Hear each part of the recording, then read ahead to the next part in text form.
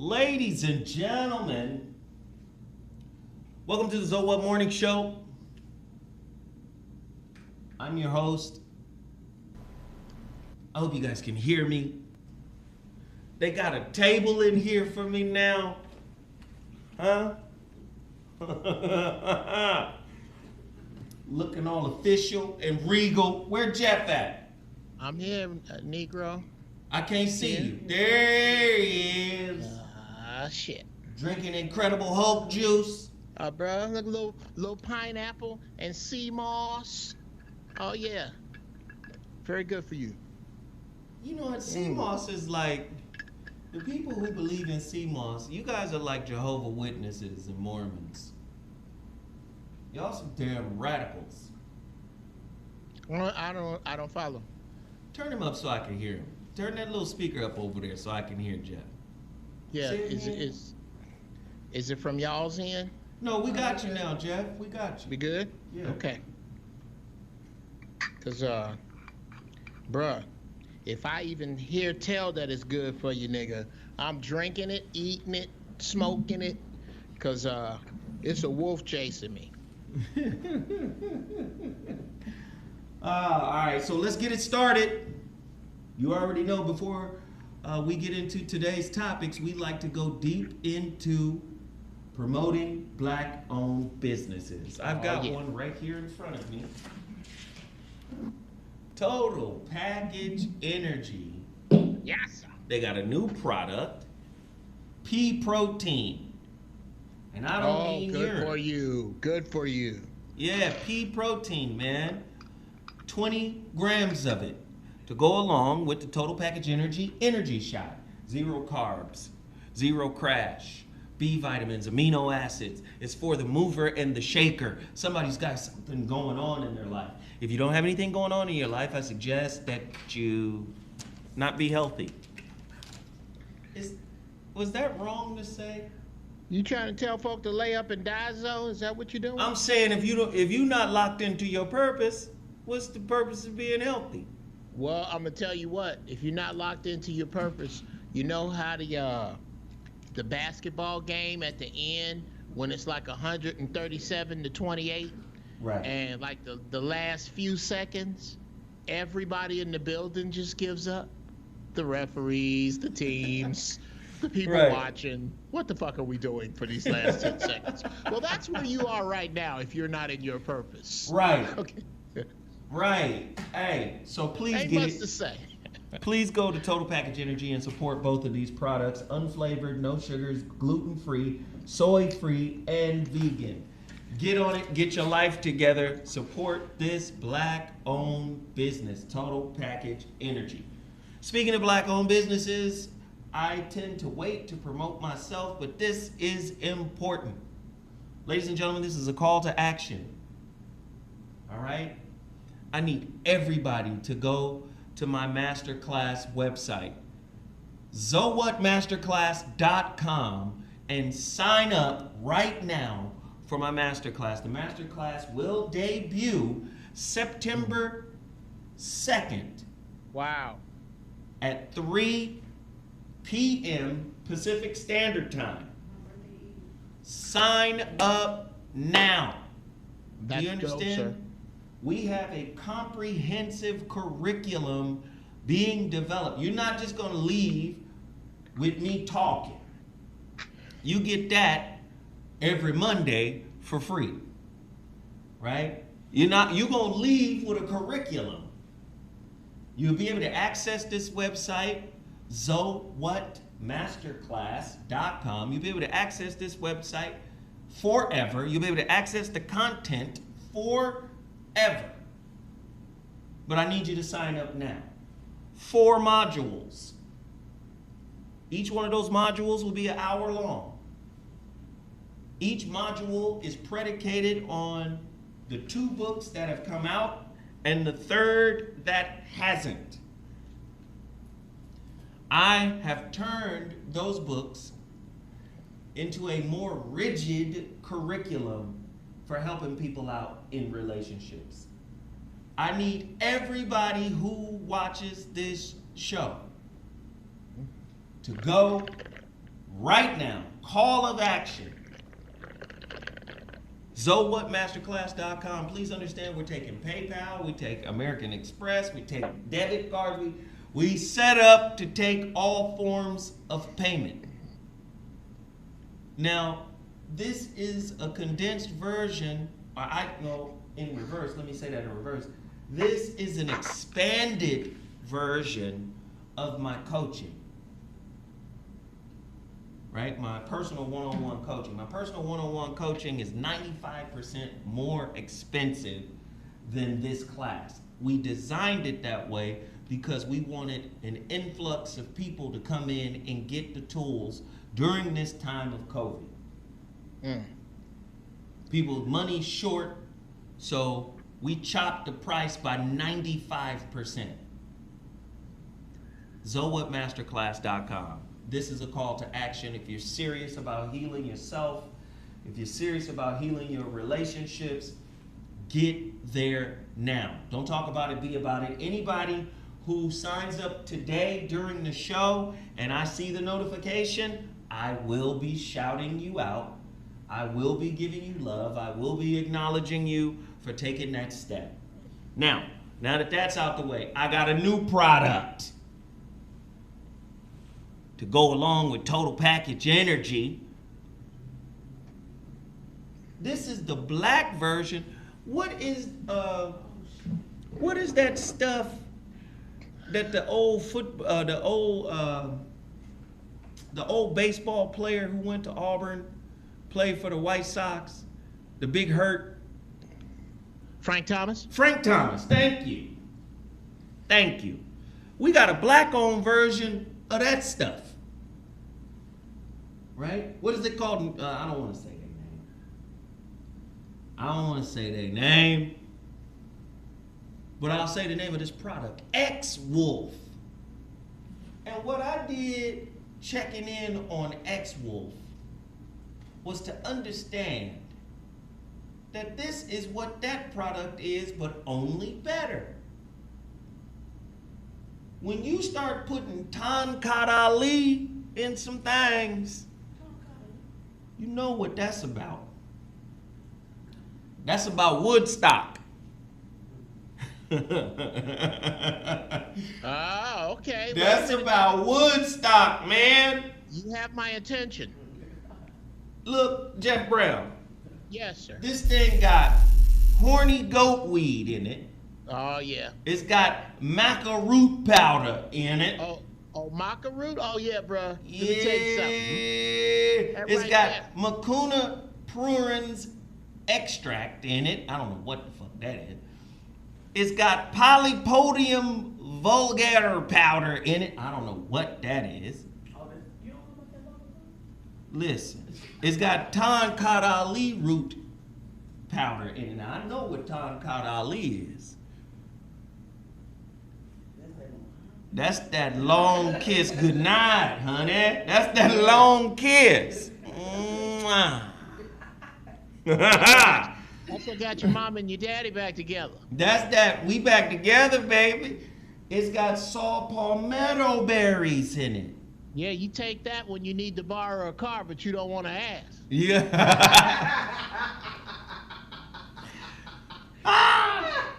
It's got L-arginine in it. I know you know about L-arginine, Jeff. Yeah, bro. I know a little bit about the L-arginine. Yeah. And it's got Pantax ginseng in it. This is called X-Wolf. I want everybody to go to X Labs Sups. X Labs Sups. Labs is plural. L-A-B-S Sups. SUPPS.com. xlabsups.com. The benefits, really quickly, is no,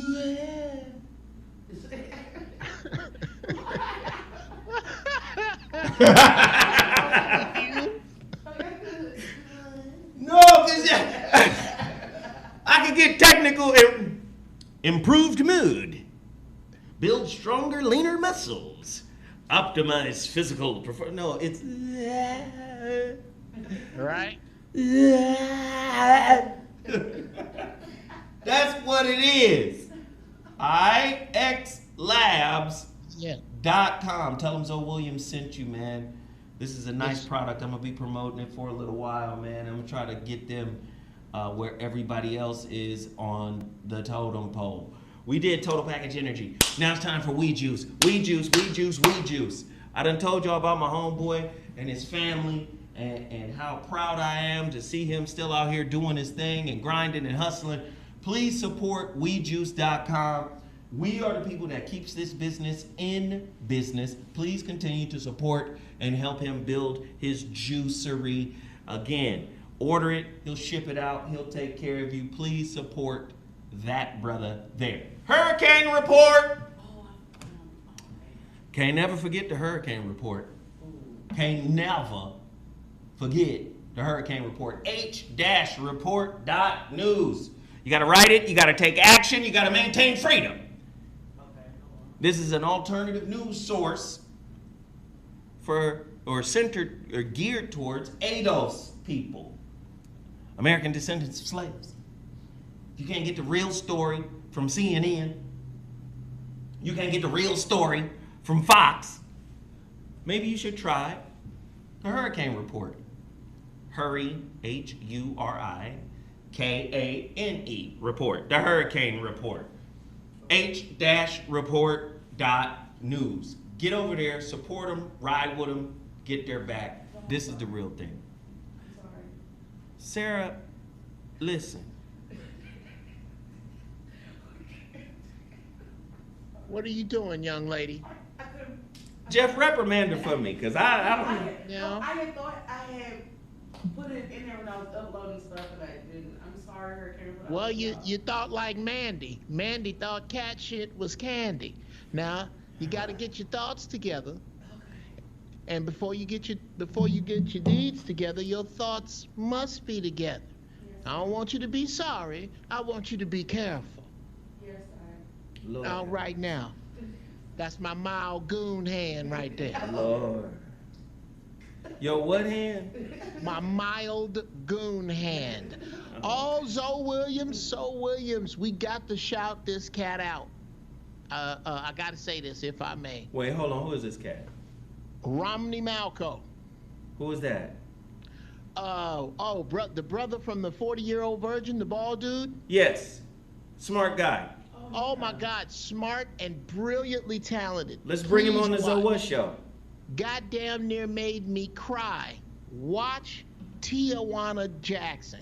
Oh, I want to see. Oh, that's what. Okay. Oh my God, he's a funny character he's developed over years and years and years, where Tijuana Jackson is kind of on our vibe, Zoe. Yeah. But the nigga just got out of prison. Oh Really? my God, Zoe is hilarious. It's deep. It's dope. It's dope. Please watch this brother's movie. All right, I'm on it. You say get on it, I'm on it, bro. It's with Regina Hall, right? She said, is it with Regina Hall? They're asking for a Yes. little bit more volume. Can you turn Geoff up just a little bit over there? Yeah. And can you turn me up just a smidge over here? Not a problem. Now listen, we can't turn up the volume for your phone.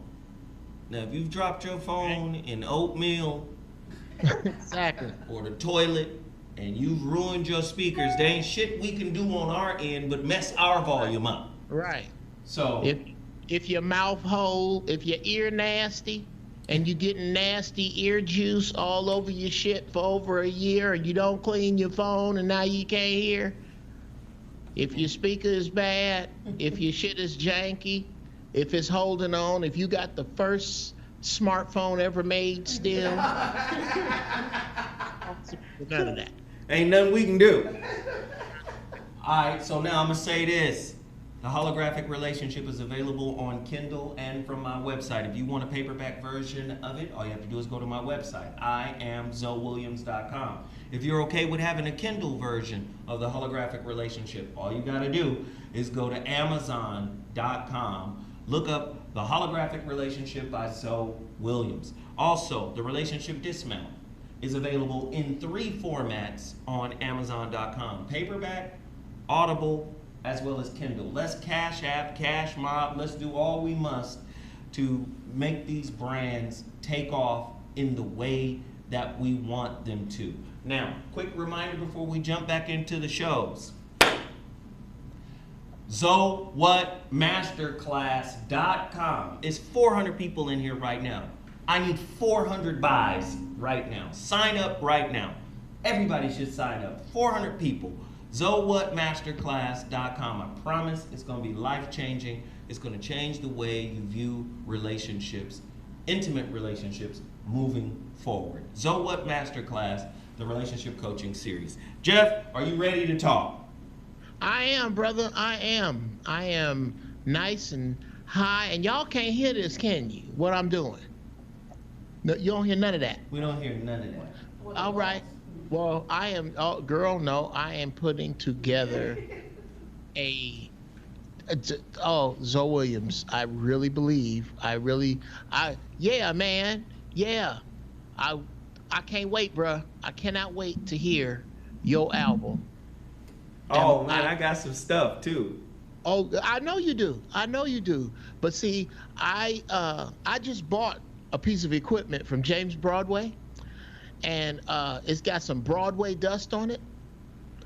You need Broadway dust on your beats. Yes, I have put some Broadway dust on my beats. I love your beats, though. My beats? You know, let me tell you this. Do you know what your beats remind me of? Who? Larry Blackman. Wow. That's a compliment. Oh, yay, man. I don't even know if I can live up to that. I be feeling like, don't be lonely. You're not the only one. Whose heart's Negro, broken too. It's a new day. I am now, my next speech are going to come out from Boris Van Bilderbanger. Okay. I'm going to come that hard. I promise you, bro. And I'm messing with one right now, but I'm in the show. I can't believe I'm doing this. I finally got figured out how to wire this shit. That's why I don't sound like I'm in a tunnel anymore, and it's clear to see me. Thank you, Geoff. Hey, well, right. let's get busy then. Let's get in the damn show. Let's get in the damn busy. show. We got a lot of shit to cover. Let's just get off rip. Joe Biden selects Kamala Harris, a woman who dropped out early in her presidential run. Her bid for the presidency, she dropped out before she even got to North Carolina. Joe Biden selects her. Question is, why her? And why is this big backlash about her blackness or lack thereof? Geoff, is she black? Is she Hindu? Does that drop of Jamaican Irish blood from her father make her worthy of black people in America? Black people indigenous to America. Talk to me. Is that a black woman or is that an Indian? Well, on the real, what's most important is not her genetic message. It is her cultural one, the one she was fed. Woo! Keep going. Jamaicans, when we discuss the Jamaicans who do not like black Americans, we are talking about the ilk of her father. When we discuss Indians who strictly enforce the caste system, we are talking about the people her mama come from. So it's not about whether they Jamaican and Indian, because I got some Jamaicans in my family that's ghetto as woo-wee. And I dated an Indian girl who grew up in New York. So she was very cultural, very black, conscious of her dark side. It's not about that part. It is What is her makeup? And fuck her makeup. Her makeup is not my issue. I wouldn't give a shit where she came from if she was willing to deal with the black big five. Mass incarceration, miseducation, gentrification, police genocide, access to the wealth of American banks. I don't give a shit where she's from. Ask her that. Ask her and Joe Biden, either of them, this. Do you still feel the same way about one another as you did when you was cutting each other down a few months ago? Yes, Lord. Speak, Can we Pastor. go back? Let's go back to those words, letter by letter, and the minute you waffle, fuck you. You ready? Yes, Pastor. So my take, yes, she's black.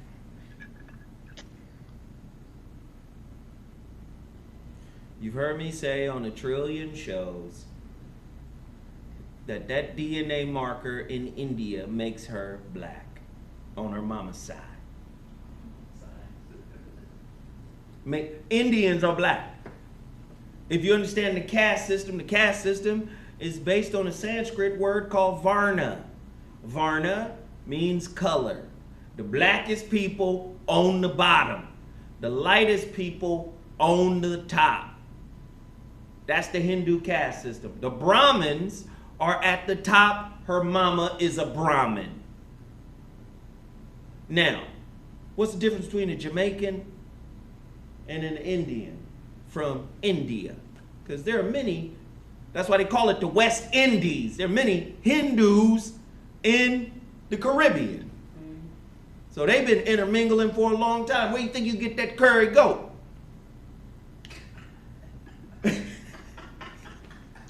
Why you think it's Jamaican girls that look like Lisa Bonet with a big ass? Now, and Grace Jones. Yeah. Now listen to me very carefully, because Grace Jones and them, they from the Caribbean. Her brother Noel Right. Jones, Yes. pastor here, they from the Caribbean. Now listen to me when I tell you.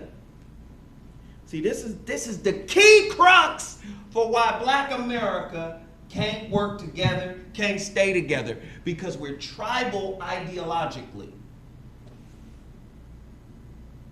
Do you know researchers have found cocaine in the hair samples of ancient pharaohs?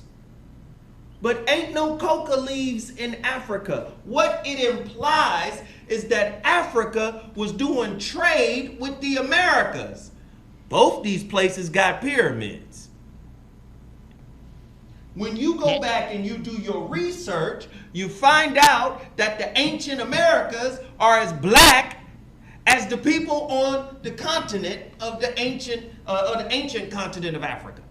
Kemet, West Africa, East Africa, North Africa, Central Africa, South Africa. The Americas are as black. And you find out that Asia is as black. What is the very thing that's separating everybody? It's your cultural identification. No, I'm Kemetan. No, I'm Yoruba. No, I'm from Songhai. No, I'm Dogon. No, I'm Hindu. When you start doing the damn research, you find, I done said this before, the world is black. The whole world is black, and we've been doing business with each other all around the world for millennia, up until the historically pornographic penis of the white man finds its way in a dark cornhole. And they've been fucking us ever since with lies. That woman, Kamala Harris, is black, but she don't have a black agenda. She got a white agenda. She's exactly what Barack Obama was. A symbol of American blackness without the experience of it. And we okay that she was an AKA. We okay. She's a part of the Divine Nine. That's black enough for us, just like Barack was black enough for us. We're okay with that. We're okay with symbols. The lady said out her entire mouth on camera, I ain't finna do nothing for black people specifically. Oh, brother. Yeah? There is something that if you are willing, I would love to play. Let me stop you real quick, because somebody got the math wrong. Could you look at your chat? Look at your chat, Geoff. Okay. There's a man in there or a person in there, Raw Status TV. Kamala is not black, broski. 75% Indian. Now, I don't know how you get 75% from your mama and 25%. Well, maybe, is he saying the father's a quarter Indian? Is that what he's getting at, maybe? Because some of these motherfuckers just be talking like they know the mama and the daddy. Yeah, that. How did he arrive at 75? Can you help? Geoff, I need your help. How did he get to 75? It's a wonder, sir. I have no idea. I mean, unless somehow his mom has some kind of dominant monster gene. They said the daddy is mixed with Irish and Jamaican. I don't give it. Okay, now we're getting down to who fucked who. That's all your relatives are. All you are, when you're with your relatives, you're surrounded by a group of people who decided to fuck other people that have nothing to do with you. That's it. Right. So what does, well, she's 3/4, who gives a fuck? Right. I think the power in what was said earlier was she doesn't have a black agenda. She's a brown person with a white agenda. She's a symbol. So, like Geoff said, what the fuck does it matter if she's 75% not black or 75% black or biracial or racially ambiguous? Or she's racial Dolezal. Geoff? Here's what's scary. Bruh. Who needs her to be black the most? Us or them?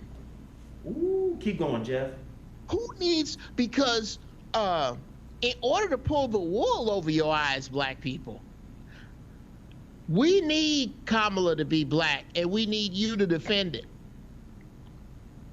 In order to think I belong, white people, I need Kamala to be black. So bad. She passes the paper bag test. Keep going, brother. Who used that paper bag test? A lot of people. She's an AKA. She wears alligator shoes with matching purses. She is Barbie, nigga. Oh, man. She is what every black girl wants to be. Accomplished. Successful. She's climbed to the top of the ladder.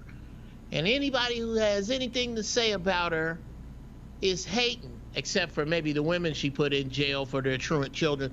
Oh, The irony is so crazy. The irony, Geoff, is so crazy, man. Her mother is from southern India, Tamil. That's a province where there are a lot of Dalits, right? And the Dalits are what was called the untouchables. You have to look into Runoko Rashidi's work when he talks about the untouchables, and they're also called Dalits. They're the blackest people in India. And her mother comes from that region, Tamil. However, her family is Brahmin. And people act like it's some kind of hate or smear campaign to ask, Were you raised with Brahmin caste concepts and beliefs and ideologies? Were you raised thinking that blacks, dark-skinned people, are at the bottom of society? Would that justify a statement like, I'm not going to do nothing specific for black people? Geoff? Of course. Of course it would, bruh. I mean, to think, we say it all the time.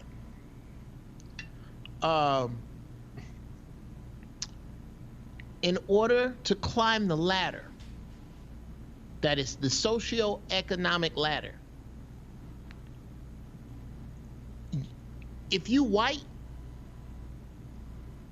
unless you're already evil, you're going to have to give up some of what you believe.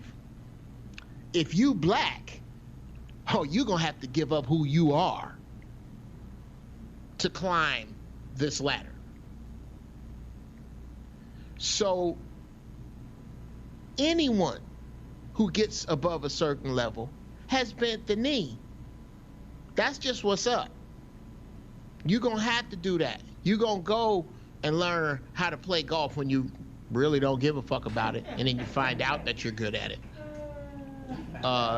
You know, there's a bunch of niggas who fit that category that just play golf because they saw a white man doing it. You're going to have to smile. You're going to have to play the game, quote unquote. But because the game is white by default, then you're going to have to give up some of you by default. So to become these, to rise to the place that she is in the system as it is, makes her suspect.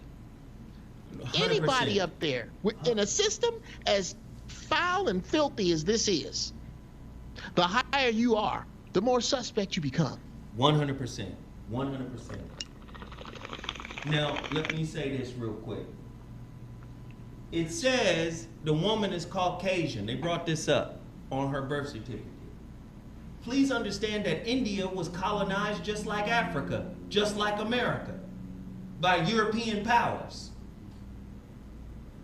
At one point, India was the jewel, the crown jewel in the empire of what is it, London and England, and it was the crown jewel. It was that's the highest of the highest because they love the wisdom, the spiritual wisdom that comes from there, which also evolved out of Africa. People are saying, nah, Zoe, she don't make her American black, and I'm not making her American black. What I'm saying is, the region that her mama is from is inhibited by a group of people that are at the bottom of the caste system based on their color. Her mother is from the same caste system that Gandhi is from. Great and Britain. successful. Yes. Successful from that caste system. Right. That's what I'm saying. I'm saying her ideology is one that doesn't respect dark-skinned black people. If that's what her mother taught her. That's what I'm saying. I'm saying, because a lot of people will say, oh, well, if Zoe is saying she's from India, he's saying the Indians are black. I'm saying the original inhabitants of India are indeed what we call black. Now, there's no disputing that. 75,000 years ago, that's where you get your first African DNA marker in India, in southern India. European comes and recontextualizes everything, puts black on the bottom, right? This is not a justification, this is history. The caste system is created. Varna means color. And again, the question is, if her mother was such a hero in her life, did her mother impart those belief systems? All right, that Black ain't enough. Black is terrible. Black is bad. It's not about caping for Kamala. I know Kamala is dangerous to our community because A, she doesn't have an agenda for it. She's not really an advocate for it. She's a politician's politician. She will do what is necessary to get where she's trying to go. That's why she's partnered with a motherfucker who's exactly the same. He is as racist as Donald Trump appears to be, as Donald Trump is marketed to be, as Donald Trump has exhibited through the media. This is a man who created the carceral state. And they both selling to black people that they both work so hard to incarcerate. And they're wrapping it in American blackness. Right?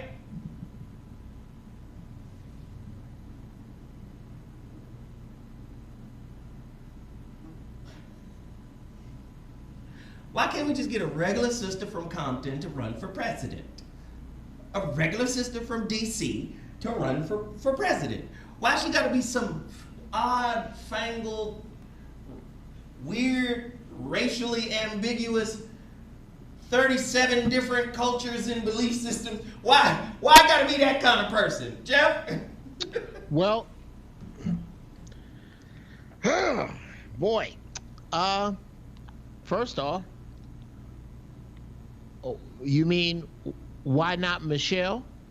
Hey! I would say because, and this kind of flies in the face of Michelle, but I would say that shithill that I was talking about, that politics is, and the President of the United States is at the top of it. All politicians, or most politicians, start out with white suits. And the higher you climb that nasty hill, the shittier your suit gets. Now, unless you're expecting to parachute a motherfucker in with a white suit, ain't nobody clean that high.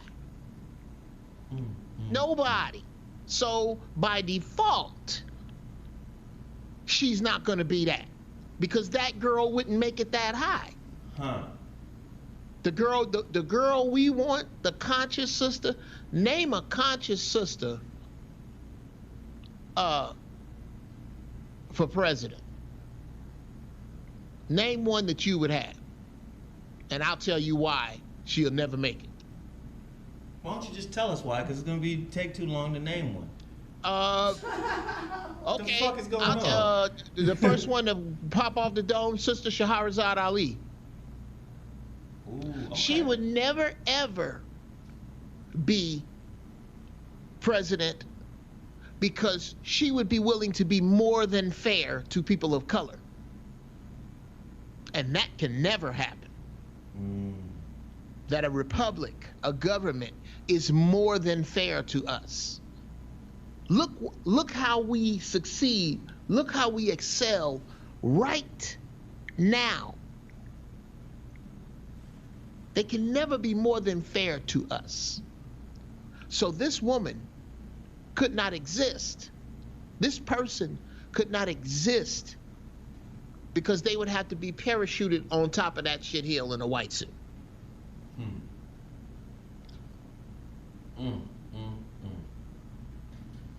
Why? Let's move on to the next topic, Geoff, because, you know, people don't be listening. Why are these people trying to press Nick Cannon to denounce Minister Louis Farrakhan, the Honorable Minister Louis Farrakhan? Why are they trying to get him to denounce the minister? And what would be your summation of the brother Nick if he does? Is that a question to me? Of course, Geoff. Well, first, You the only one in here I'm talking to.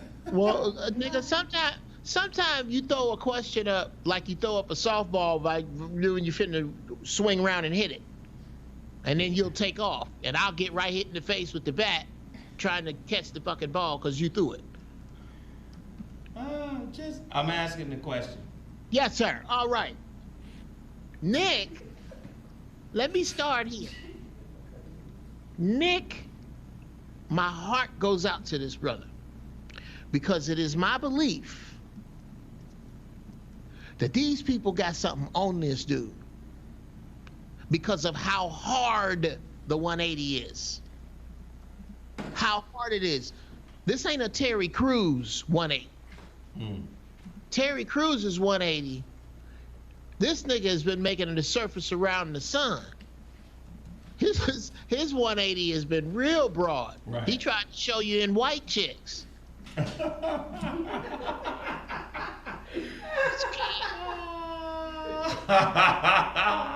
His circle's been nice and round. So we see that. But Nick took all these steps. Maybe they let him take these steps to where he thought he could go, knowing they had this shit, and waited to drop it and keep turning the screws and keep turning the screws. They got this dude on something. And I don't know what it is, but I know the man that I am. If it were me, you would have to take my life because I'm going to tell the truth, and you can have all this shit because you won't keep your thumb on me. But that's me. We are going to see what happens. We're going to see how much pressure can be put on a human being for Nick, unless this is a clone, because this is the only thing. These are the only things that really make sense to me. Unless this is a fucking clone, we are going to see how much pressure you can put on a human being, because I happen to know that Nick loves black people, and that every black person on the earth is watching. I know that's pressure against whatever pressure is being put on him. So listen to this. Listen to this, Geoff. Nick Cannon, hold on, did I turn off my mic? No. Testing? Okay, good. Nick Cannon's response to request to publicly denounce Minister Louis Farrakhan leaves rabbis unsatisfied. First and foremost, before I read any further, why in the Sam hell is Minister Louis Farrakhan brought into this discussion between Nick and the rabbi? This is about Nick showing contrition for, quote unquote, saying anti-Semitic stuff, right? So how then do you use this as an opportunity to pull in, quote unquote, based on y'all stats, the most popular anti-Semite, which black people can't It's be. ridiculous. Right. So, listen to this. Nick Cannon hosted yet another conversation with a member of the Jewish community following the backlash from his comments on an episode of Cannon's Class. On Monday, August 10th, the television host appeared on the American Jewish Committee's online program, AJC Advocacy Anywhere, and spoke about his identity and his relationship between both cultures with AJC's director of interreligious and intergroup relations, Rabbi Noam Marantz. Both men discussed the aftermath of the comments made by the actor during a June 2020 episode of his podcast, Cannon's Class, which many consider to be anti-Semitic. The episode resurfaced in July after a Jewish blogger flagged it. Cannon was immediately fired by his longtime employer Viacom CBS as a result. During Monday's conversation, however, Cannon was questioned on whether he'd be willing to publicly denounce Minister Louis Farrakhan, the leader of the Nation of Islam sect and a prominent figure in the black community, who Cannon referenced during his infamous discussion on his podcast. Oh, so he did say it. I forgot all about it. I watched that. So he did mention him. Okay, cool. That's why he would say denounce. Oh, now I get it. Farrakhan has been accused of making anti-Semitic public statements for decades, in addition to calling Jewish people termites. Geoff? Wow. Yes. Your thoughts, sir? I think that again, this is about turning the screws to Nick.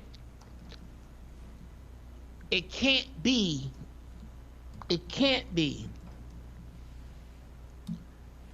just about he wants to keep his money. Say more.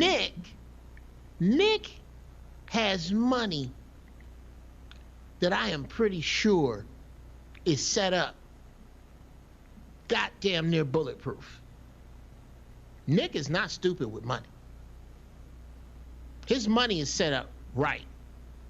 Yeah. It's something other than money. They are turning the screws to this brother. I don't know why this isn't obvious. For someone, I'm not talking about over a course of time, we see he get fired. You know how they slowly chop at you till you ain't shit? Right. And then he start to bend. I could see that. But to, in midair, make a left turn, we don't have that technology yet, or so I've heard. This dude turned 90 degrees instantly and another 90 instantly again. That's extortion, bruh. That's somebody got something on you to turn that hard. As I often say, forgive me, but I'm only working with a Chicago high school education from the 80s and Mythbusters. That's all I have. That's all I'm working with, and I see that. He turned too fast. They made him turn too fast. I have 2 PhDs, pimp shit and nigga shit. That's some pimp shit right there. Wow. They got this dude bent over. I don't know why. It's not. I don't know why it's so hard to see. Wow. Let me stop you real quick, Geoff. It's 1,000 people in the chat room right now, but not very much participation from them. Only 376 likes. Very disheartening. You guys know the routine for this show. We promote black-owned businesses. We put black-owned businesses in the forefront. We ask that you support everything that we do. Just to sit around and just take the information but not support everything that we do, I think is sacrilege. Especially, in light of where we are as a people today. I think it's just really silly to come in here and not participate. Geoff Brown's Cash App is $ GB Funny Style. Type that shit right on in. GB Funny Style. Everybody should be supporting Geoff. Everybody should be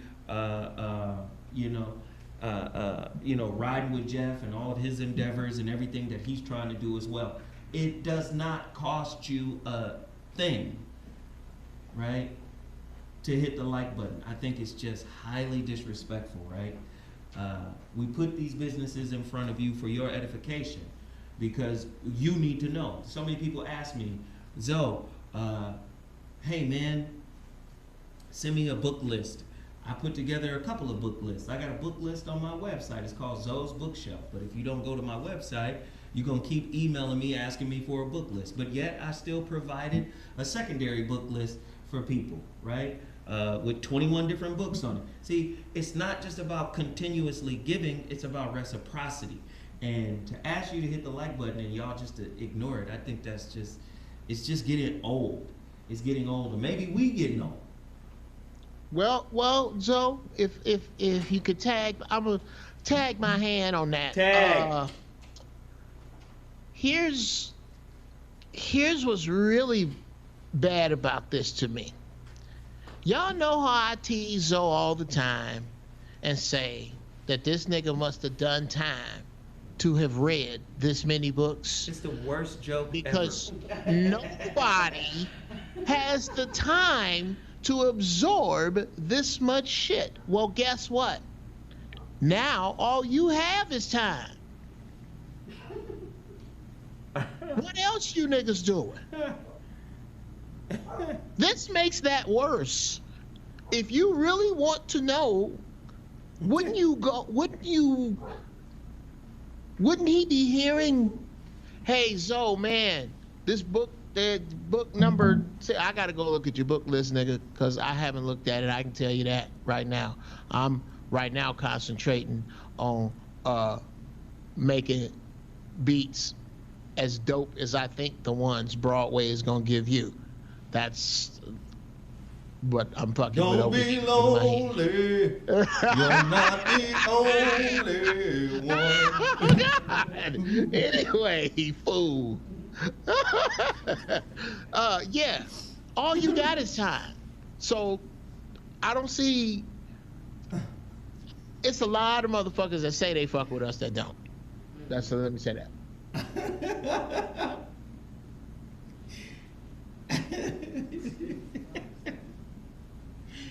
Geoff, you.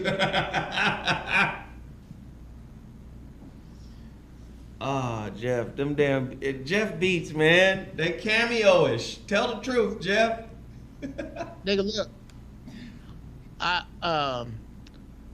It's got to be a way, and I'm gonna figure it out through my mix, so that, or I'll send Sarah. Sarah, I will send you some of my beats. Yes. So I used to play them on the goddamn show. Yeah.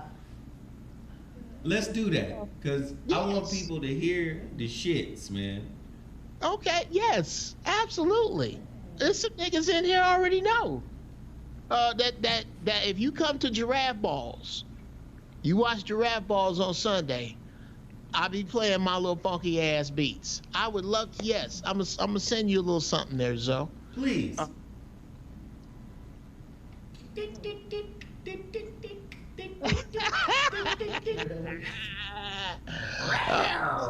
my God. When you walk, when you pass me by.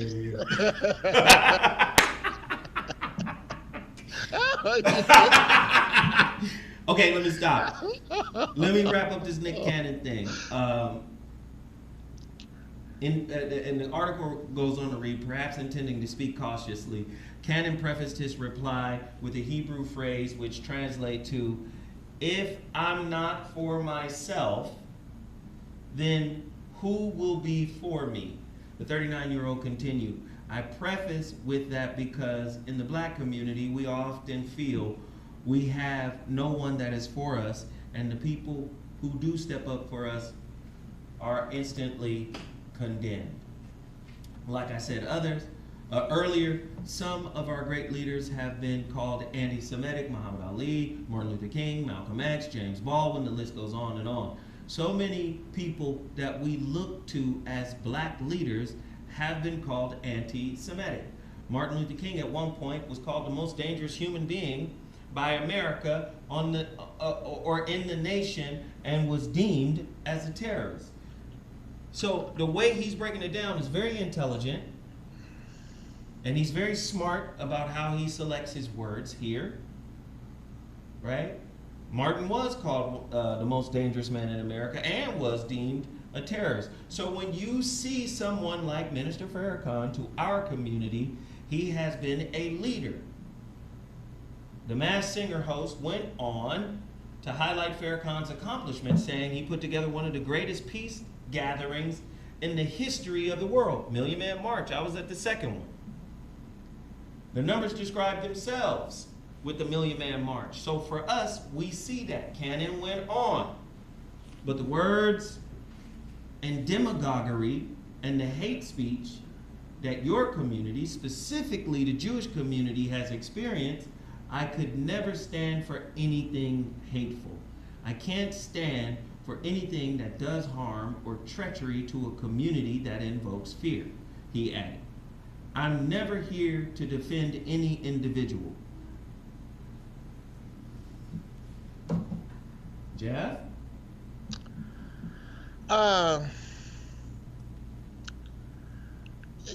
I don't even know how we get lost behind shit like this. How is it not clear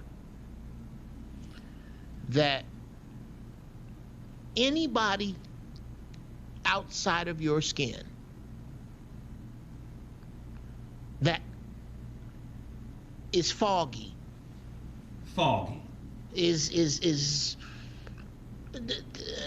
on the fence, that motherfucker is willfully obtuse. There is no other way to look at this. The only way you can find black people on the shit end of any stick with white people is to be able to look at us as less than human. That's the only way you can justify a knee on a neck, a Rodney King. Ooh, you ever had that itch right there? Oh, got it. A Rodney King, an Emmett Till, a Trayvon Martin, a George Zimmerman. Yeah. You don't get that unless you somehow see yourself as more human than us. Huh. Somehow it doesn't hurt when our children die. As a matter of fact, physically, at one point you thought it didn't hurt. Literally. Because we had no souls, yet you gave us a religion. Right. And You have to, bruh. You have to take into account that these people do not respect your humanity. Huh. Well, You have to start right there.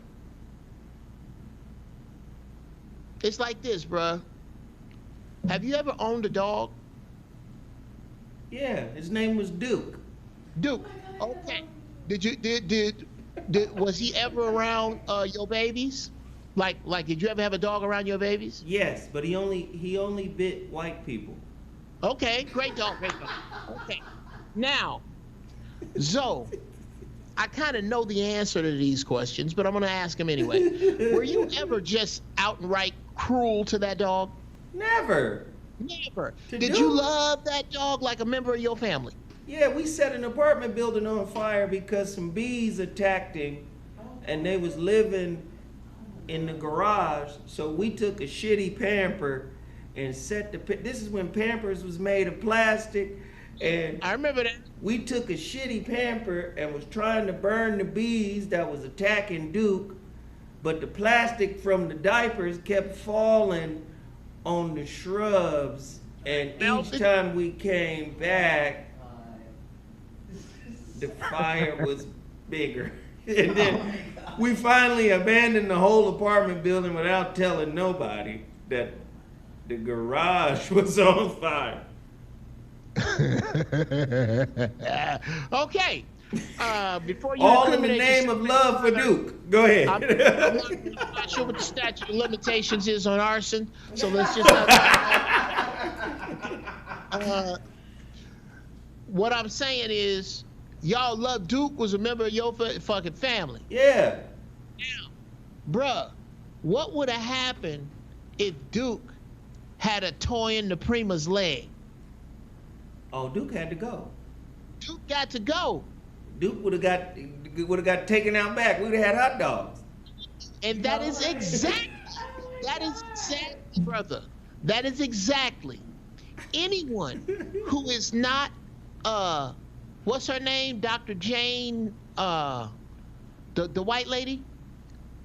Oh, Oh, yeah. Jane, That Elliott. Jane Elliott, Yeah, Dr. yes. Jane Elliott. Anybody who is not Dr. Jane Elliott, Tim Wise, Father Flager, white folks on your side, any of them, they come from the mindset of you are less than. That is the only way that they can see clear to say anything about anything you have to say. It's the only way. And the problem is, people can't tell the differences between whitey, the gradations of white people.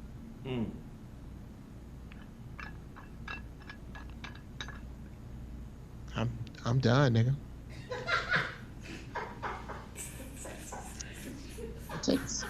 That's This motherfucker's stupid as hell.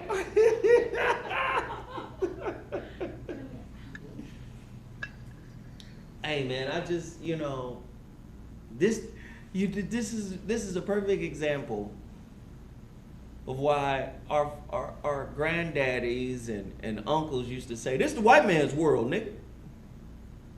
This is his world. These motherfuckers will force you to do some shit in order to have a livelihood if you ain't got it set up, if you don't have an infrastructure set up for you to, take care of yourself. Listen. Did you know that white people have the money or have the power to turn money off like they turn the lights off or like they turn the water off? They got the power to do that. So no matter how well you think you're doing or how secure you may believe you are, you know what? They could get to a point where they say, you know what? I don't like the way you act. I just don't like it. You're not showing enough gratitude. You've got, you're a little pompous. Yeah. The black community is just a little pompous. Turn off voting. Do you understand there's aspects of your life that they get to turn off?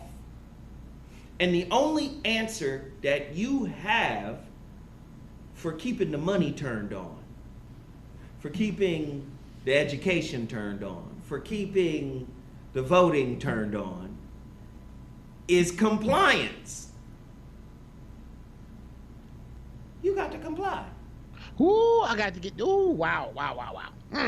You want to stay in Hollywood? You want to stay here, right?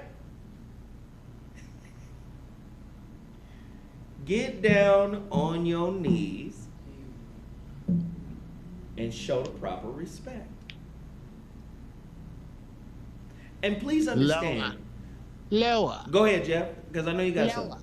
Get down on your knees. Lower. No. Lower. Go ahead, sir. Genuflect. Please genuflect. You must genuflect for me. Your genuflection is not quite adequate. No. I need you to genuflect with passion, as if you were creating a masterpiece painting or piece of music. Please genuflect with power. Genuflect should be paramount. I do not see paramount in your genuflect. And nobody that's black, that's a man, in this system that's doing well can tell me that genuflection or capitulation to the powers that be doesn't exist. Yes, there's some rare cases that we don't know all the information to. Right? There's rare cases, like what's my man, Quincy's homeboy, the Black Godfather. Oh, Clarence Avon. Where he has a story you know, where he was just banging on white folk and getting where he needed to go. Right? And getting where he needed to go. That was rare in that time. Shit, it's rare in this time. Right? Hey, somebody in here talking shit that I wanna address. Jeffrey Jackson. Have you read the book? Pull up Robert Greene's latest book. I think it's on human nature.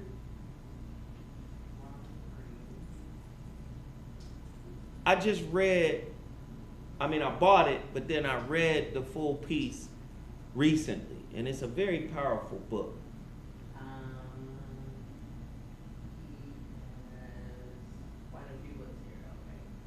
What's the latest one? Is red, white, and blue? It says human nature. What is it? The concise laws of human nature. The concise laws of human nature. There's a brother in my chat room whom I'm going to block forthwith. But selling books is not going to help us either, Zoe. So I agree. One of the things he pointed out in the human nature book is that the people you inspire are also looking to marginalize you. They're looking to bring you down. They're looking to get what you have so that they no longer need you. Right? They're looking to besmirch. They're looking to put down. But as long as you give them what they think they need, they'll be loyal to the information. They're not loyal to you. They're loyal to what they can get from you, what understanding they can get from you. But they're not loyal to you, because the moment they get everything you have to give, they out. What I recognize, we got a lot of people in our community that hasn't risen above the lower nature of competitiveness, of backbiting. This is why we can get taken advantage of by the political crust, by the political brass. They know we separate, so they use that separateness against us. And it's just really sad, man. It's just really sad. Jeff Brown, can you come in here and speak on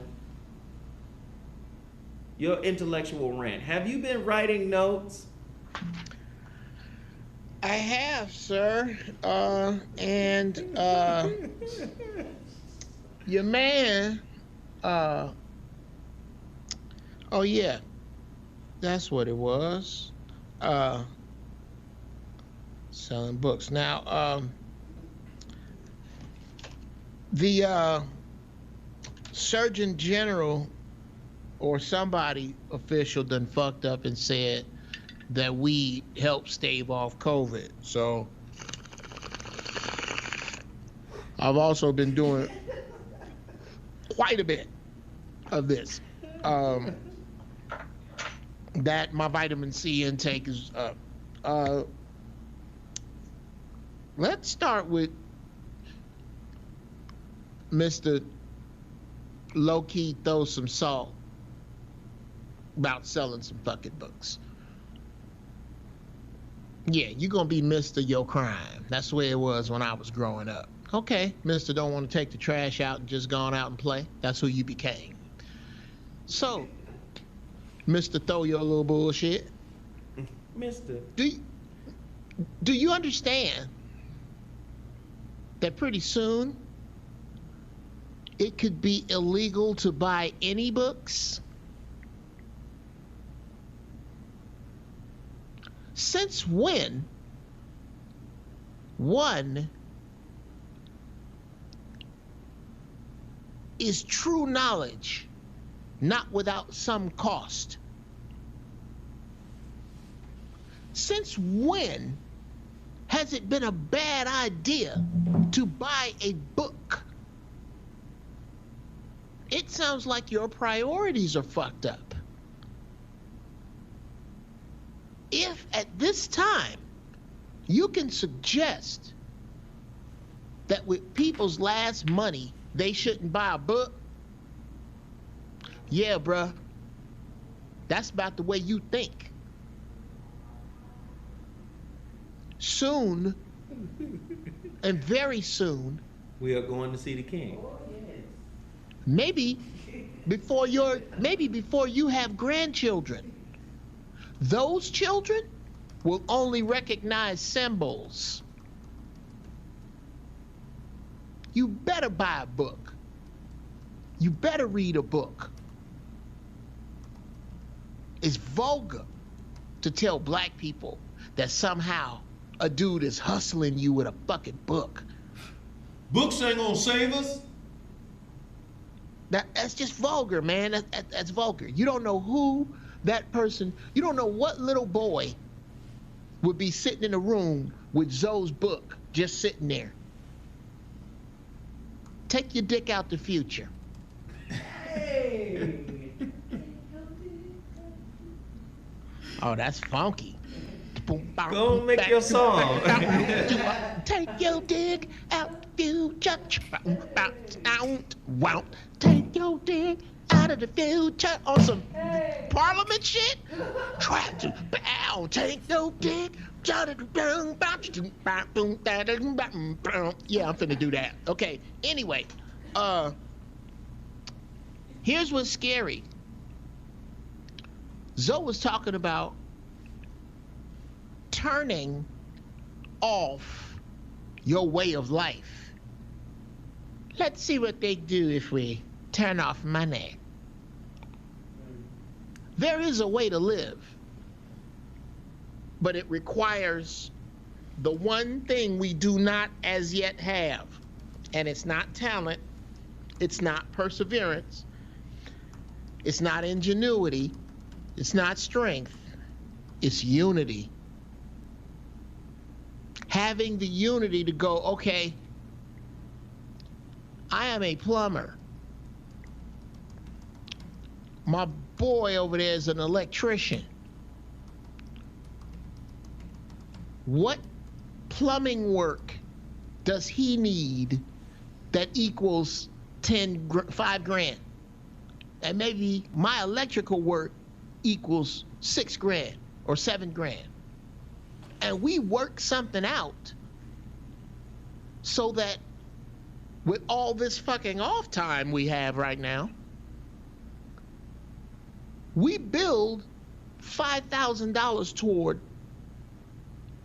one another's well-being, or we aim that energy at one person's business.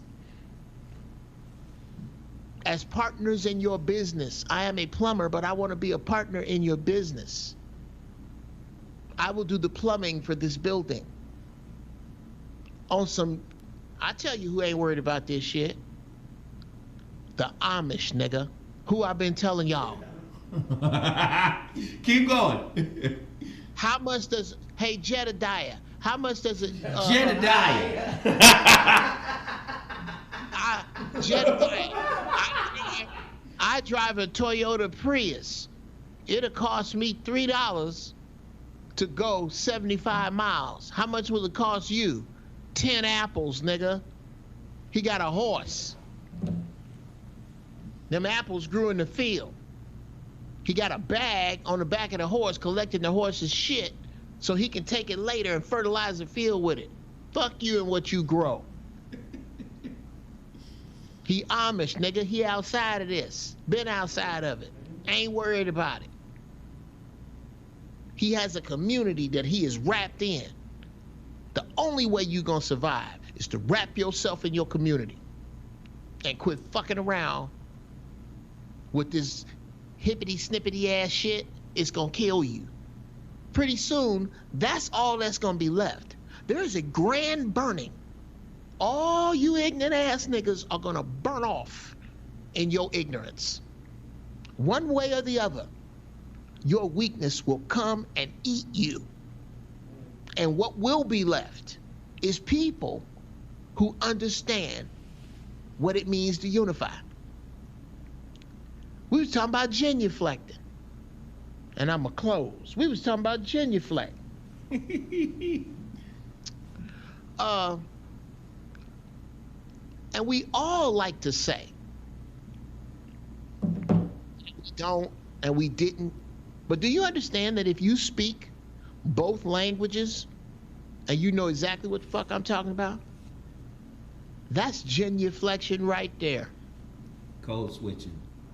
Yes. Hi, my name's Howard Brown. I'm here for the application. No, Geoff, you got to say it with the English accent. Hello. Hi. Cheerio, pip pip, top of the morning. Yes. I'm actually Bridgeforth here. I'm Jeff Brown's driver. Bridgeforth. Jeff Brown, yes, I'm his driver, and I always represent him, and he's a super rich white man. Yes, Jeff Brown he's not here. He's getting a tan at the salon. He just came back from the Alps, and he felt a bit pale. So I'm here to do his bidding. If there's anything you may need. The fact that I can do that's kind of cool that I can do it, and it's a fucked up. I probably have fucked the British accent up. I don't give a fuck. Bridgeforth here. Yes, caretaker of the Jeff Brown estate.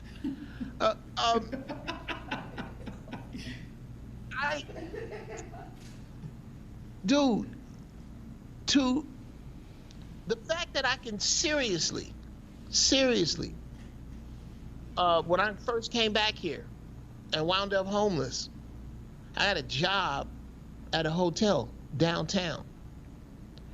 The fact that I knew that I could get a fade, walk in, and impress white people and baffle them with bullshit that hid my militant intent with no question. And then roll over to wherever and chop it up with the niggas wherever. The fact that I can do both, that's a skill I shouldn't have to have. It shouldn't have to matter whether I can get a job with it, whether I can get out of a ticket with it. If you really respected me, I wouldn't need it, because it's only there to pacify you. I only pull it out when I want something. I pull it out if I want to. I pull it out when I do a voiceover. When I make money doing voiceover, oh yes, believe me, you will try some McDonald's coffee. Hey, Geoff, real quick. Your little jug of gamma ray juice is ugly. Can you put it down? Because it's empty now. It's How about that? Is that better? Vegetable residue. Put it down so we don't have to look at it. How about that? Now wrap it up, Geoff. Shit. Okay, well, I was actually dismounting before you derailed me with the ugliness of my shit right here. But, yeah. Understand that all genuflect means is that I can't respect you where you are. I'm done. What? That's the worst dismount ever, man. Get back on the pommel horse and do that shit right. I just lost my balance and fell off the balance beam and barely made it to the mat on my feet. You ever see? Oh God, you ever see that in the Olympics sometime? They be up on the balance beam doing all this elegant shit, look like a fucking gazelle, and then lose their balance and fall, and then as they trying to catch themselves, it look like a fucking baby calf trying to get up. Oh my God! Woo! Now, Okay. let me hip y'all to something, because a lot of people been asking me, and including my son, a lot of people been asking me, you know, why is your IG page private? Because we want we want to take some of your posts and share your posts and do a lot of things.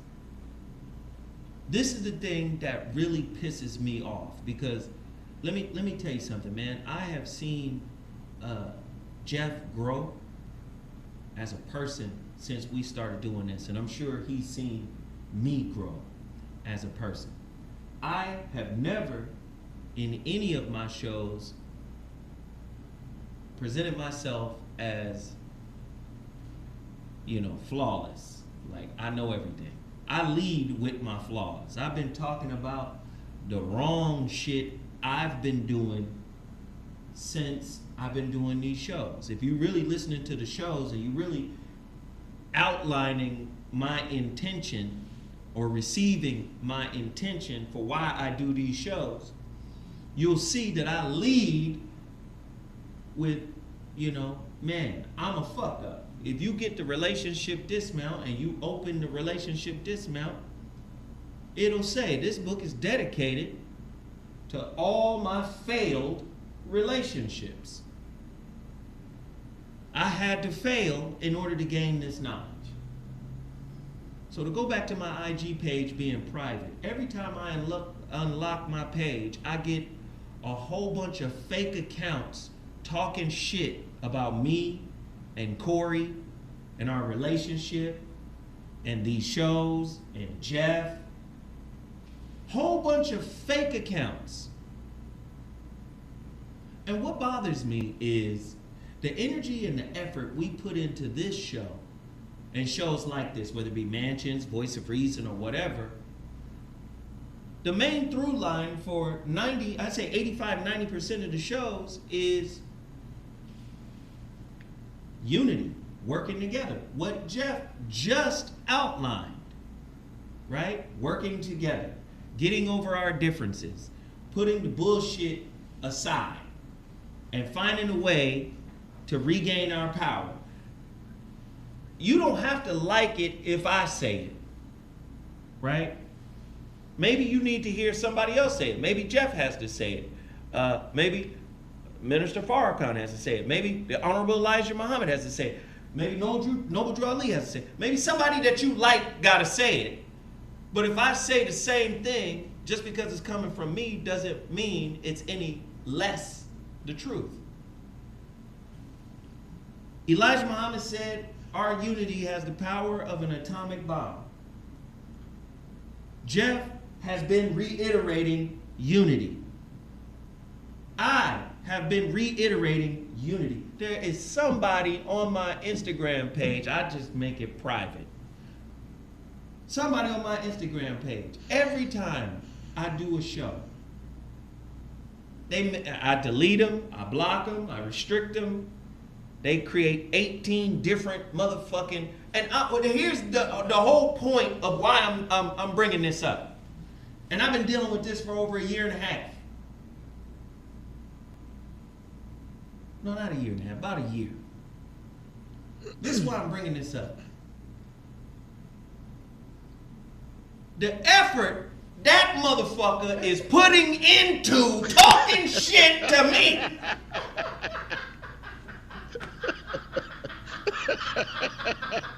Oh God, nigga, stop. The shit goddamn mind-boggling. Nigga, I would not be a comedian.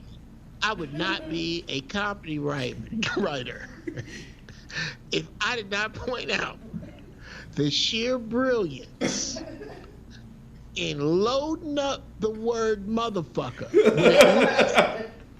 before it. Brilliant.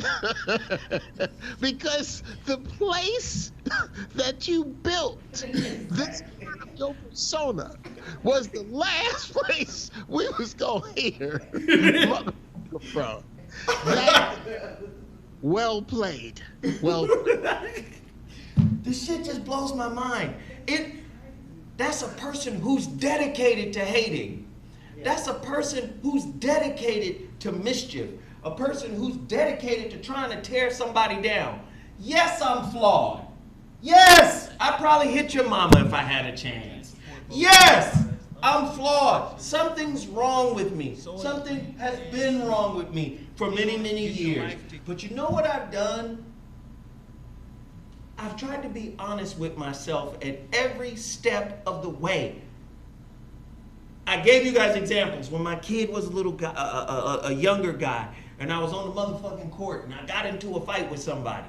And then me and the brother who fought each other, we shook hands and apologized. But then I lined everybody up on the court and I shook everybody's hand. And then everybody on the court rallied around my son to say, yes, we have differences and we go at each other. But at the end of the day, we brothers and we know how to come back together and make this shit a teachable moment for this youngster right here.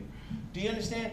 I just don't understand how we got these kind of motherfuckers in our community. Who pays you? Are you an agent to sit at home and create fake accounts?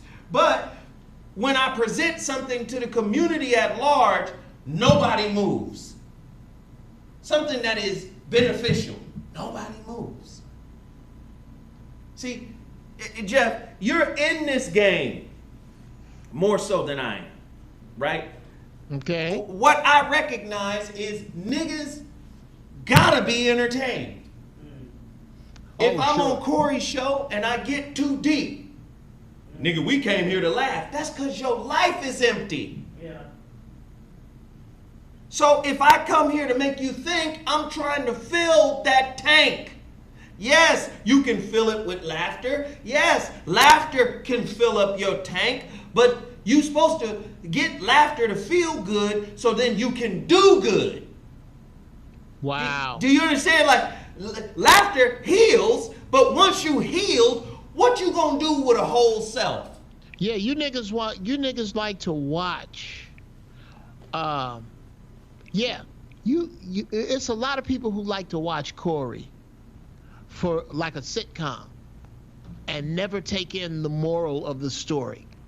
I'm just here for the laughs. That's a little expensive right now, ain't it? To not get any of this shit and take it now. Especially now.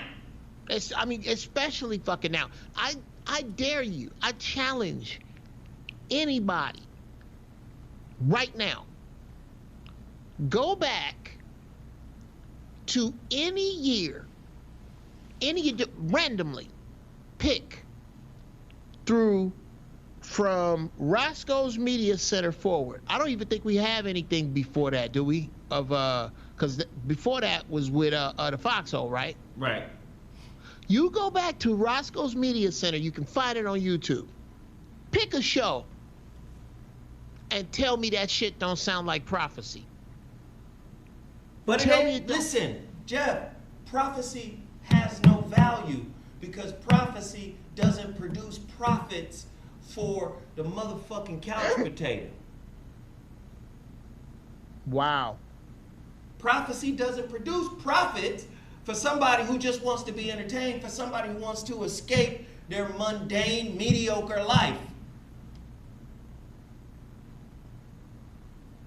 Let me see what Geoff them singing.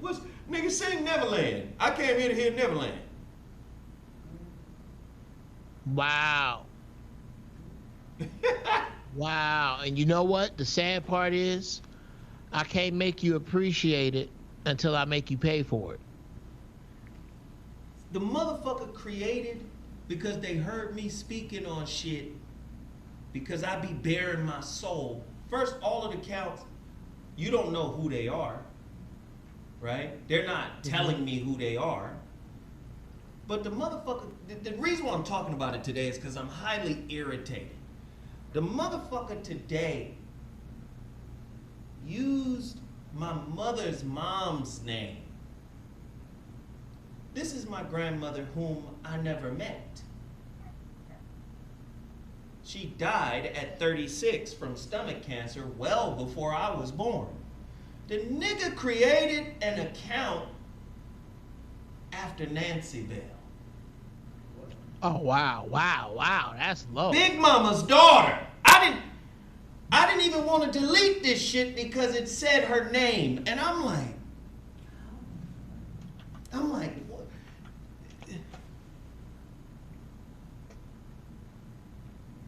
So here we are, right? So here we are, right? We here as a people, and Geoff is saying, well, go back to RMC and you'll see a lot of the shit that we was saying, it was prophetic. But it don't matter if there's no movement.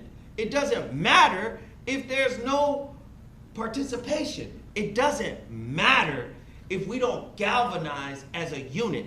Again, you gonna galvanize for something. They trying to galvanize you to do your motherfucking vote. Trying to get your vote right now.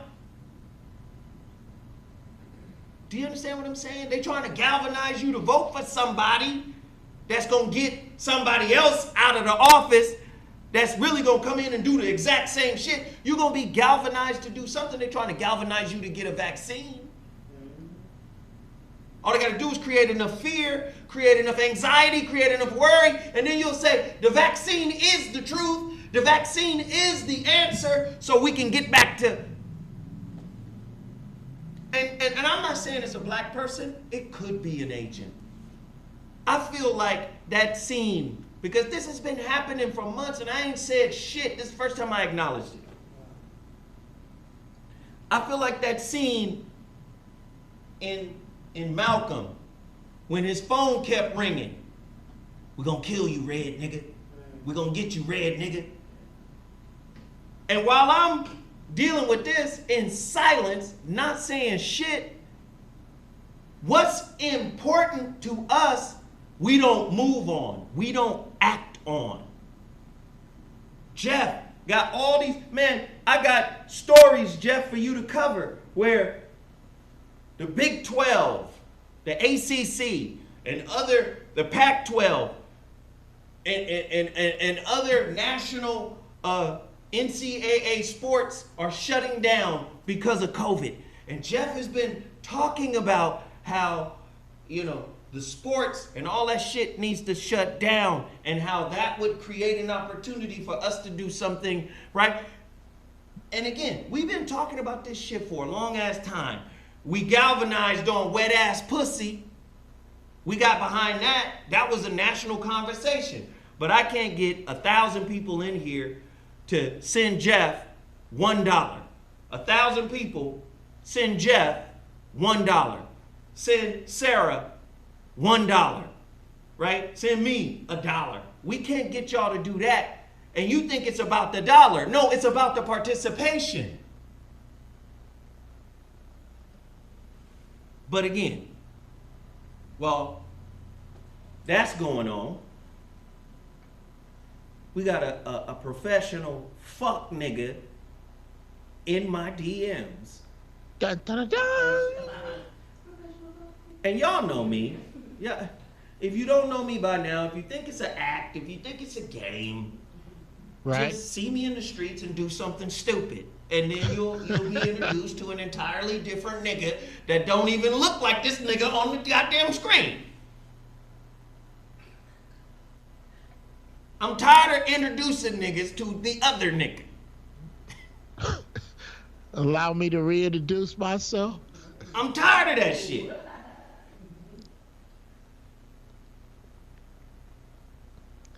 Are you trying to figure out how you got on the punk list? Man, I just be like, what in the fuck is going on? Which one of my moves? What did I do? How did I get on this list, nigga? How are you this high on the food chain?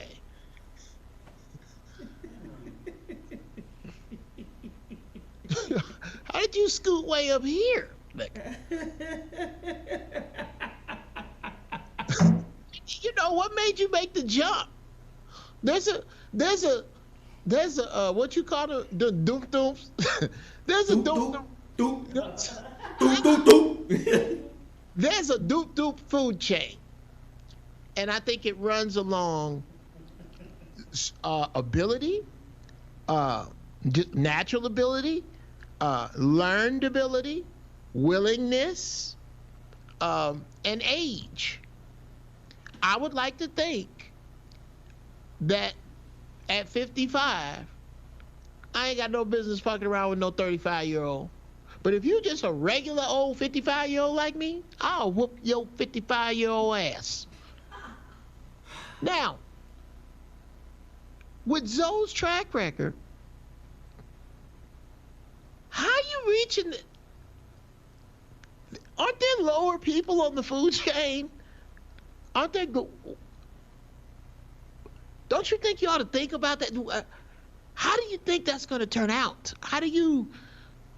I have some friends who debate me, and it's clear that their swords aren't sharp enough, but they just keep coming back, and they keep coming back. I think it's for the sake of coming back. I really do. On some level,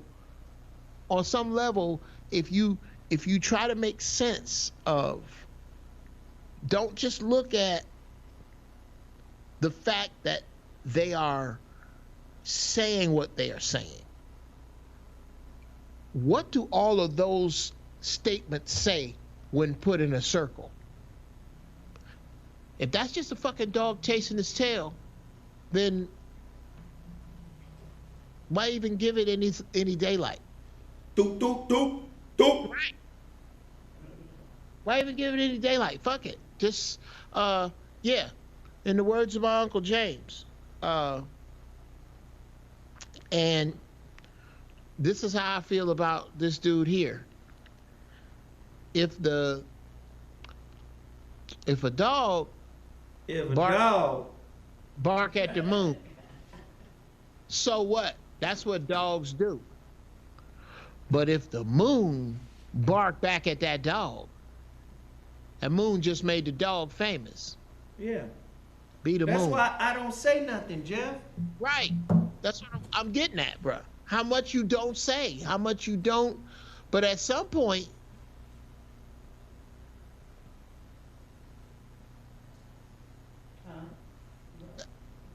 Are you there, Geoff? yeah, I'm here. At some point, bro, you know, you got to speak on it.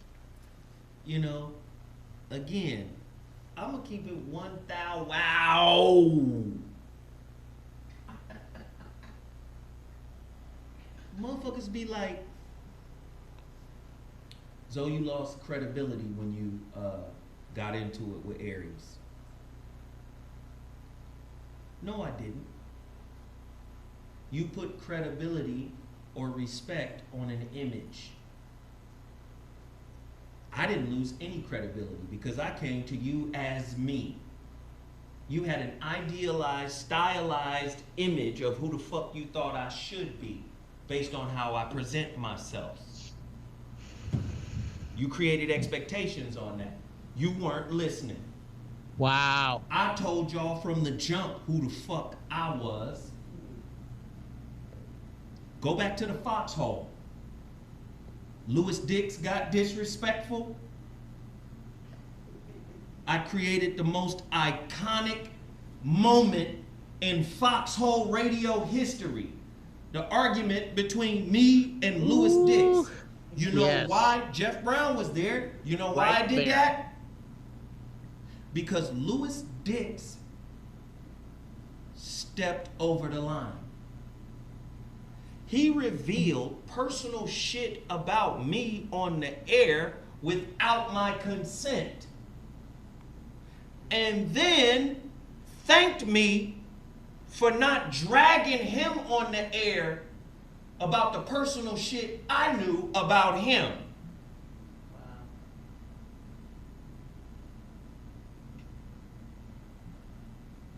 Louis tried to clown because that was the nature of the foxhole environment. And that's when I clowned his ass in a way that was an iconic moment when I said that nigga was a failure at happiness. Trying to tell people how to be happy. You're a failure at happiness, Louis.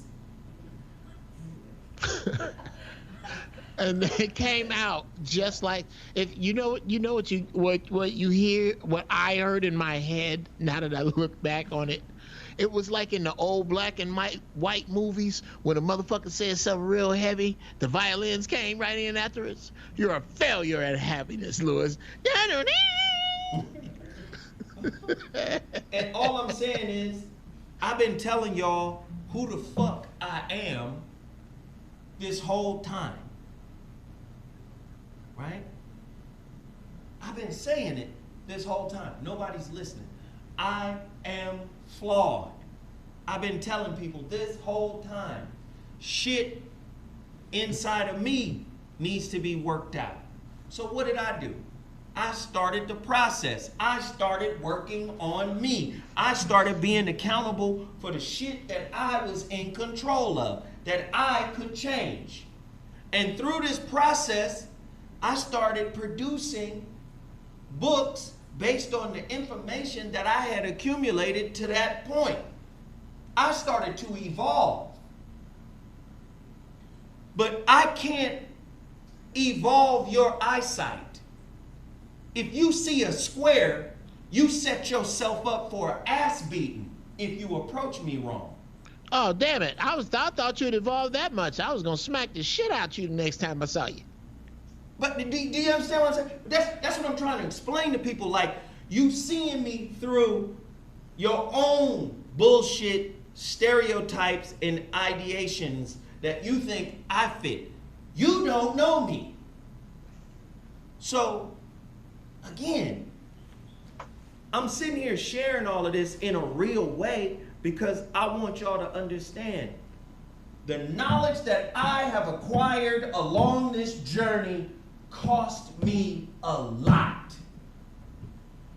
You have no idea how much I've lost.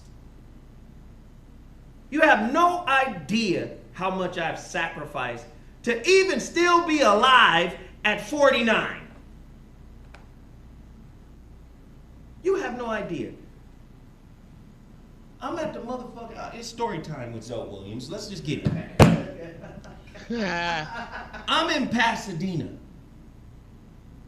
about a month ago. There's a trainer there who got the local Girls and Boys Club. I haven't shared this story public, but I am now. I don't give a fuck. These people, they got the boys and Girls and Boys Club. Right? What is that, babe? My phone is going to sleep. Oh, okay. Sorry. Boys and Girls Club.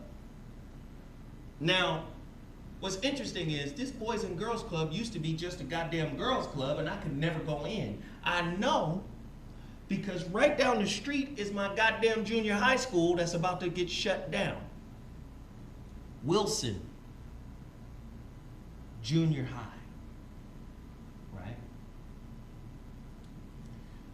I had a girlfriend there. She looked like Ola Ray. My homeboy, I ain't gonna say her name, but my homeboy used to call her Texas Titties because she was fully developed. She was from Texas, of course. Hey. This was some real puppy love shit too, nigga. We couldn't even eat in front of each other. We never even kissed. I was in love with that girl. She looked like Ola Ray from the Thriller video, nigga. Hilarious. Anyway, I used to walk her to the girls' club every day after school. I couldn't go in the motherfucker, but that was me being able to spend a little bit. Walk her to the girls' club. Babe. So I'm gonna walk into the girls' club today. Fast forward today, nigga. The homie called me and he like, yo, we got the gym in Pasadena. It's just gonna be us. We just gotta, sanitize everything with the bleach bottles they got all over the place. I was like, all right, cool. We there. So it's just me, him, my son, and the trainer. Nigga, I get over there, I just have a nostalgic moment because I'm like, God damn, I could never come in this bitch. I'm actually in this motherfucker. I'm tripping. So finally, I just leave and walk down to my junior high.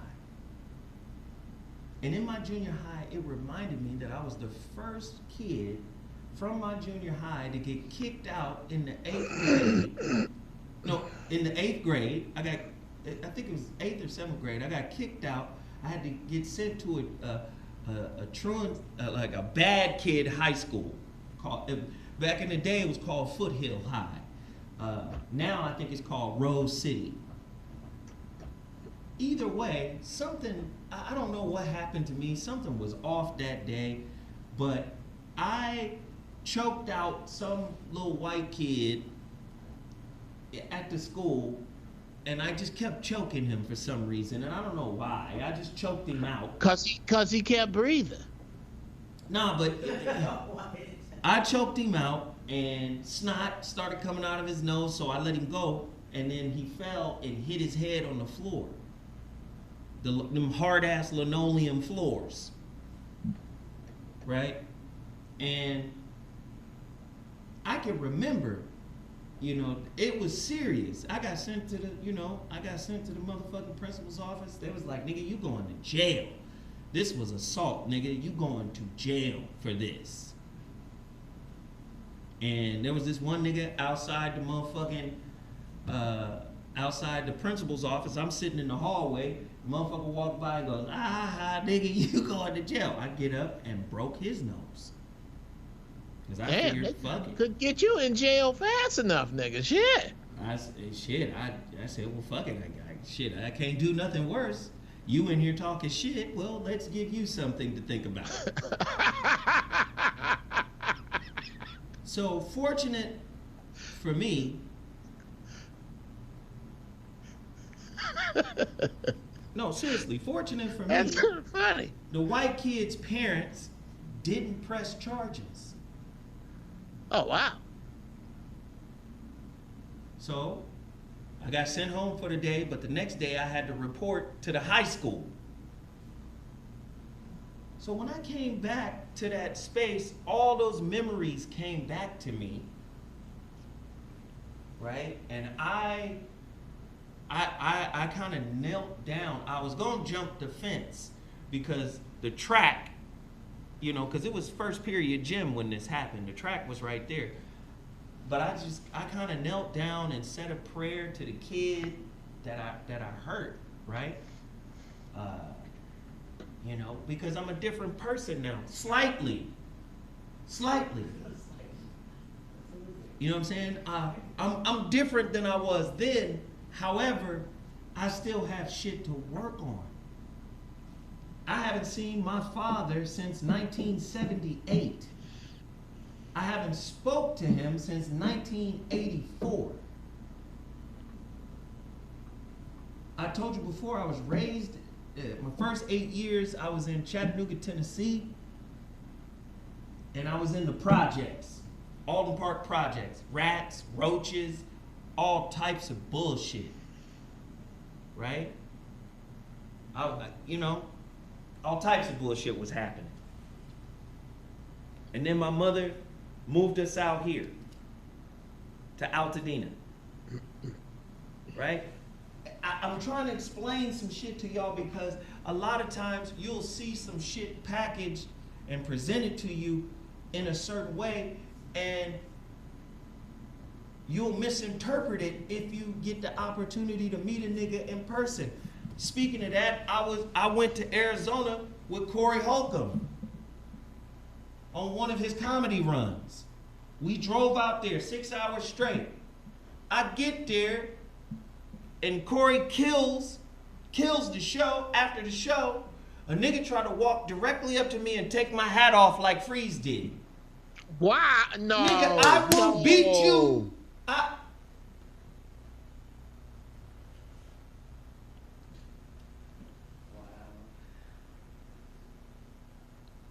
I can't hear nothing. No, I'm just not talking. Oh. I don't want to give up too much sauce. Nigga, I was at a birthday party in Atlanta, my nigga, and a weird ass nigga was tripping at the party.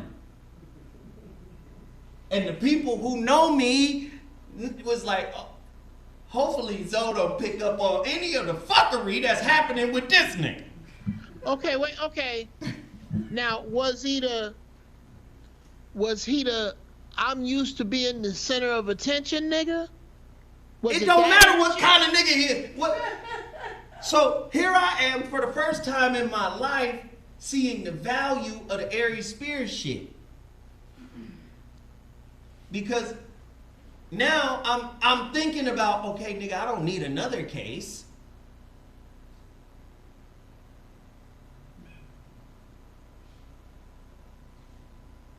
So I caught a case, right? Because, you know, I got anger issues, right? And I've been working on my anger issues since I was 17. This shit is like alcoholism. You'll hear a motherfucker who was in Alcoholics Anonymous say, "Hey, my name is Bob, and I'm an alcoholic, and I've been sober for Hi, Bob. 37 years." Right? That's me. Right. Hey, my name is Zoe, and I've been slowly chipping away at trying not to slap the taste out of niggas' mouth. We got to work on the title, Zoe. What should the title be, Geoff? I don't know. Yes. Right. Hi, my name is Zoe Williams, and I have nigga management issues. How about it? And let me say this. Don't pick and choose who gets to be like me. You'll respect Nipsey for slapping the shit out of a motherfucker for talking reckless, but I'm somehow emotional.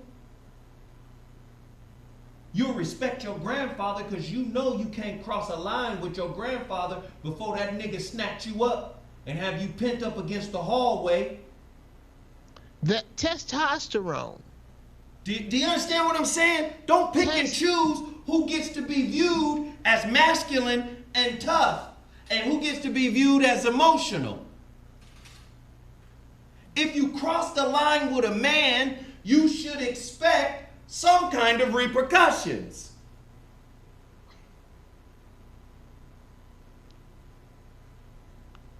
This has been the undoing of society.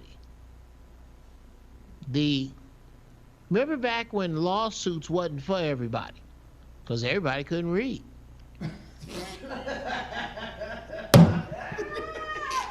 This lawsuits for everybody is some new shit.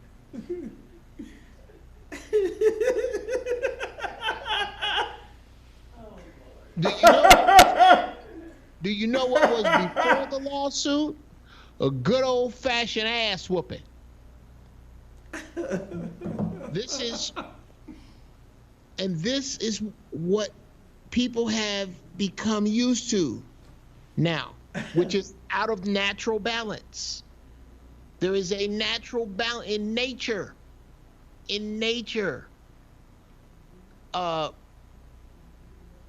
it's not about predator and prey. I'm talking about on the same class, hunting for the same animal. Amongst class, boundaries are enforced in order to be respected. And that's what makes a boundary a boundary. That is why breaking in somebody's screen door appeals to you a lot more than trying to storm a military base. Exactly. So there are boundaries are supposed to be there. But you have been led to believe with this litigious society and this everybody gets a trophy that you get to run your mouth reckless. Right. Well, I'm here to tell you, you don't. You don't. You just, there are certain things that certain places I have, which is why I don't go, because I have a very bad temper. So I just walk away from, and there are certain people, I have a very short cry and walk away from list. There's a short group of people, I would just start crying and walk away from them because I love you. I know me when I get unhinged, and I don't want to be that dude. The rest of you motherfuckers, you need to watch your mouth. And that's just fair. You should not be afraid to physically qualify your statement. If you can't, then don't say that shit. Exactly. And my homeboy just hit me. I think that's Lil Ish from Brooklyn. This is why we connected. Solid young man. The brother is a damn yoga guru and sensei now. He just thanked me. He said he had the same issue. You have to understand something. If you read my book, The Relationship Dismount, you'll understand that the most, in my early childhood, the most solid relationship that I had was with my foster parents. Right? Not with my mother. She had a nervous breakdown at 27 and had to be medicated since from that point till the time she died. I told you I ain't talked to my dad or seen him since 78.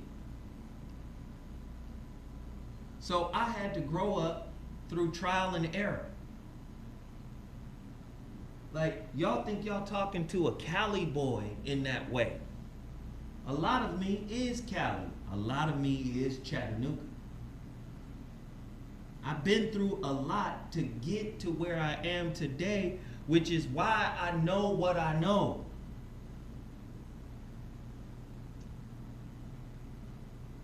Right? I'm a man. I'm a man's man. Do you understand? I got boys who are men. I'm not to be disrespected. Right? This is not a demand or a plea. This is a warning shot across all you niggas bow. I'm not to be disrespected. My methodology is to stay behind the scenes. My methodology is to work things out off camera. My methodology is to work things out behind closed doors. My methodology is to promote peace. My methodology is to promote understanding. I had to grow up to get to this point. I have ruined many good relationships, or that started off good, with good women. Why? Because I was a basket case. I didn't know who I was. I didn't have a solid example of what it meant to be a good man to a good woman. So I woke up the spirit in a lot of good women, but disrespected it because I hadn't found the good man in me yet. I had to fuck up, man. I had to lose shit that I really wanted, that I really was invested in. I made mistakes the whole motherfucking way, and still making mistakes today. Right? But what I want to say is, don't let the persona you witness on 5150 make you think I'm something I'm not.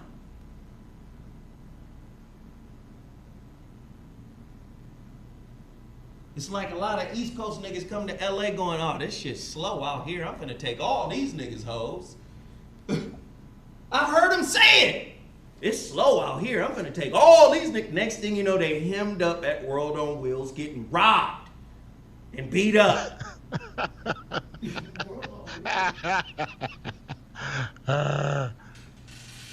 You Don't know what? Come out here. On that, bro.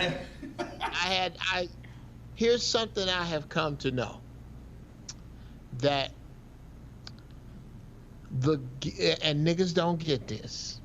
For the most part, the big cities, the ghetto is the ghetto is the ghetto. And you got Devos in every city.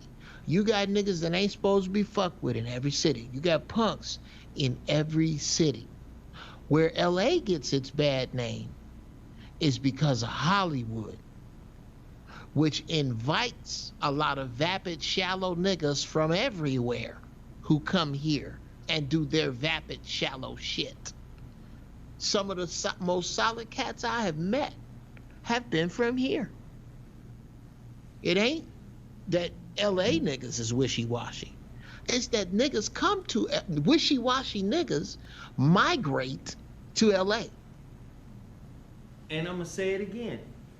Geoff is 100% right. TMZ stands for 30 Mile Zone.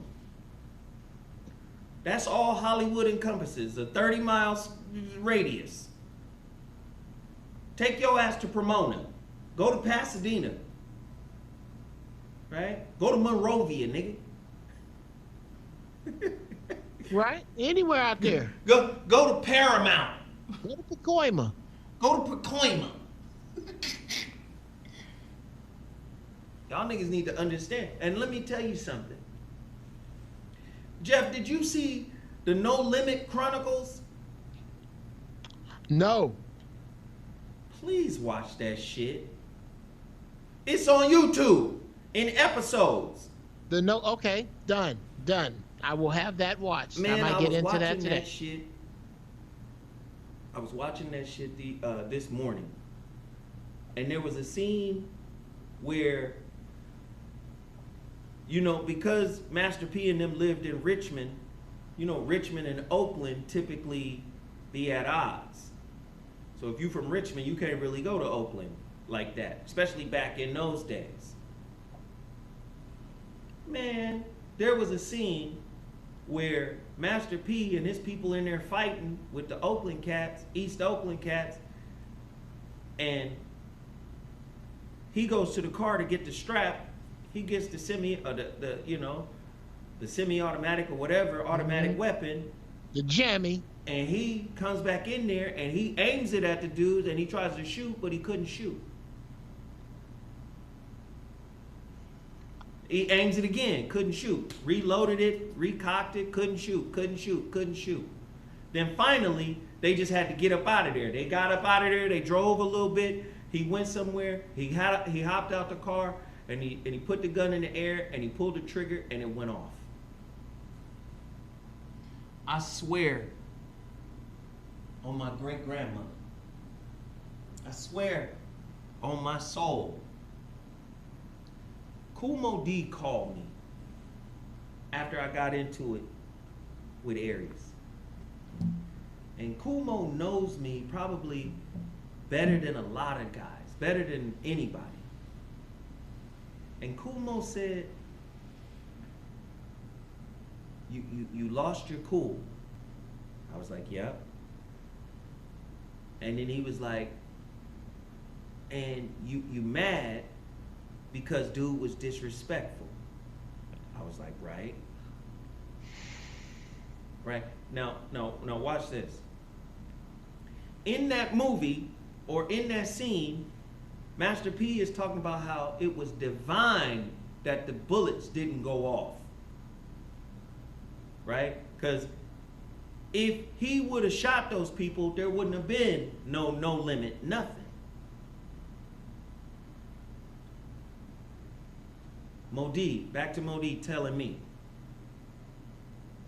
He said, and when you got up and you threw the first punch, he said, I saw you pull it because I know you. In your spirit, you didn't really want to hurt dude. I tried to say that to Corey.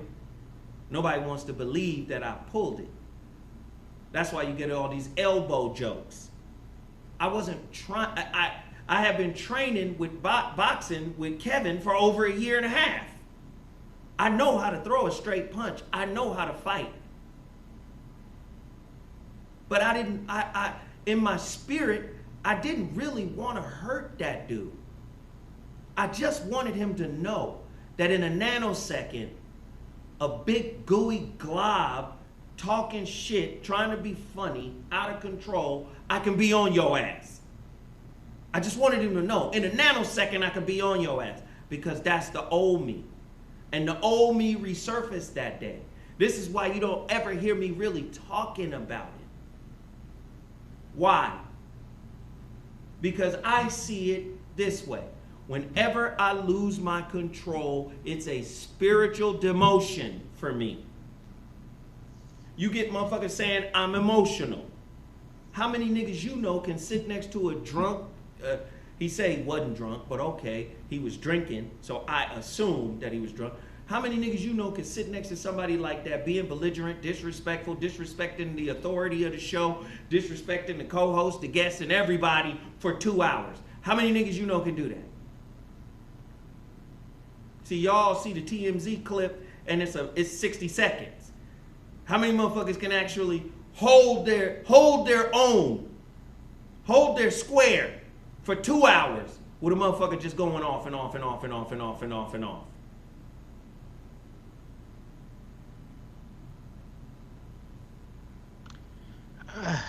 I never talk about it because I see it as a spiritual demotion. It was a spiritual demotion. It set me back. It causes the motherfuckers in my community to not respect the knowledge that I have gained. It causes them to see me as a joke. And I understand, and rightfully so. Oh, God, I can't. I'm trying. I can't. Go ahead, Geoff. Bruh, I just guess, and perhaps it has to do with my upbringing and the inordinate amount of violence that I witnessed and was subjected to at a young age. Where I grew up, what I did after that. But bruh, everywhere I look, every man I respect, I don't have a masculine point of reference that agrees that you did wrong in that instance. I don't. And I'm sorry. I have to grow, I guess, because I don't see it as a spiritual demotion. I see me losing my cool as a spiritual demotion. I'm sorry, bruh. And that's where we disagree. And I know this is not what this show's about, but goddamn it, there is okay. Besides the fact, bruh, that you know I love you, man, you my man, you know that. Besides the fact that I have never seen you disrespect yourself, I have. Besides the fact that on most things I agree with you. Do you know the other reason that I am always respectful to you? It is because you are a goddamn grown-ass man, and it might not turn out the way I think. That is the way I respect every man. Geoff is hilarious. Period. That's a man. This might not go like you think, nigga. You need to watch your mouth. Bruh. That nigga knew what he was doing. I lived my life from 24 to about 10 years ago. I lived my life making money in bars.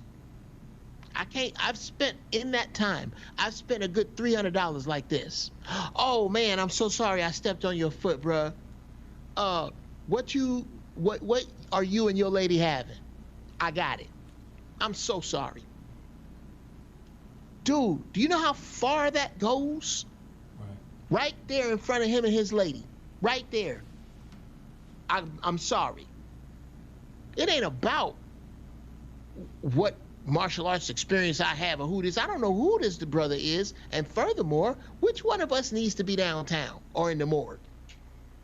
Let me just defer. I was wrong. I'm sorry. In order to keep balance and respect with the internet and with suing motherfuckers, we have begun to have something to hide behind. I don't think that barrier should be there. Right. I think, Zo, do me this favor. If I ever get in your face, spitting in your face, talking to you, if I ever come over and try to knock your hat off, do me a favor, Zo, and knock the shit out of me. Because that's what's supposed to happen. And but see, I think that's the thing that has been a setback. And when I listen to, because I've heard a lot of his interviews, oh, you know what I'm saying? You know, I'm from comedy and we from the East, and you know what I'm saying? And you know, we do the Joneses and we do this and that, and you know what I'm saying? He was a little sensitive, you know. I got under his skin. He was a little sensitive. And it's like, nigga, I sat there for 2 hours. I could see if I reacted within the first 2 minutes, within the first 5 minutes, within the first 10 minutes, the first 15 minutes, the first 30 minutes, I could see. But I sat there quiet for 2 hours, basically. When we did the show recently with our girl, Peaches, when she was in here talking about God and the Bible and Beyonce going to hell and all this shit, you and I were very patient with her, and we got, or at least I know I got, so many motherfucking email people hitting me back saying, damn, Zo, you exhibited a whole lot of patience with Peaches. I would have been stopped talking to her. Right? I would have been stopped talking to her. And again, let me hit you with this. The homie Grady came to me and told me he saw Aries at some club. And Aries approached him on some old, you know Zo Williams, you be 5150 show, you know Zo Williams, blah, blah, blah.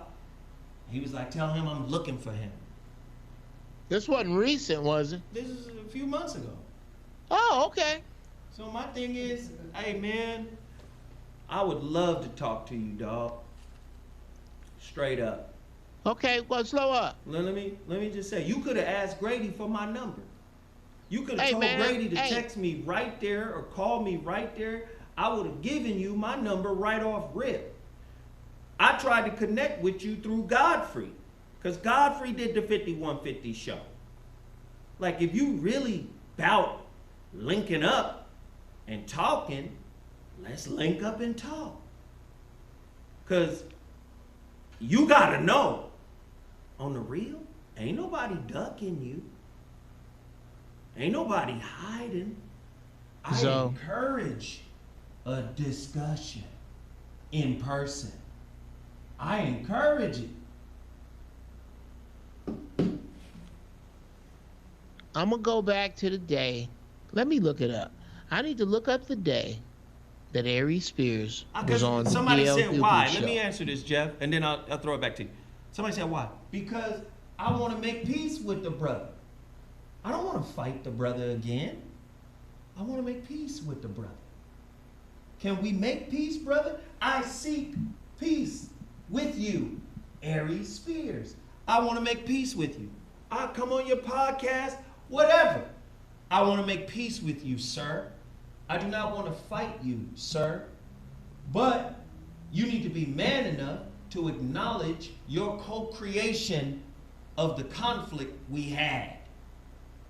You need to be able to say, you know what? I don't know that, brother. Say it to me. I didn't know you. I thought you was a comic. You're not a comic. I came at you disrespectful because I thought that was the timbre of the show.